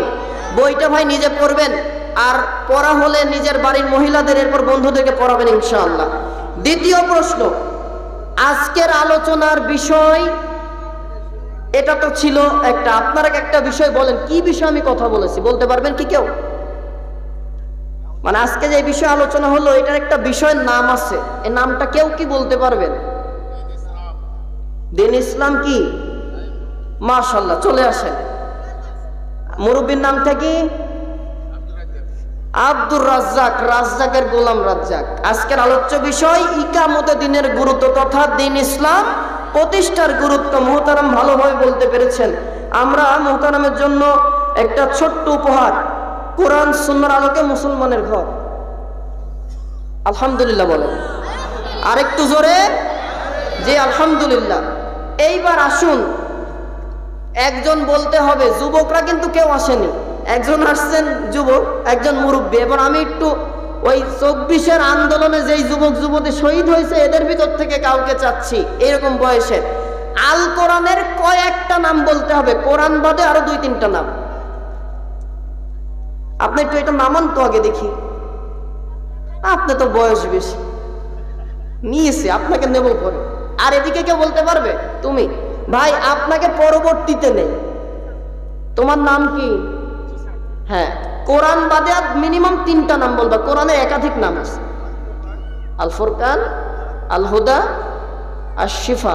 আর আরেকটা নাম বলার চেষ্টা করো তো। মাশাআল্লাহ, জোরে বলেন মাশাআল্লাহ। আল কোরআন ছাড়া আরো নাম, চলে আসো তুমি উপরে।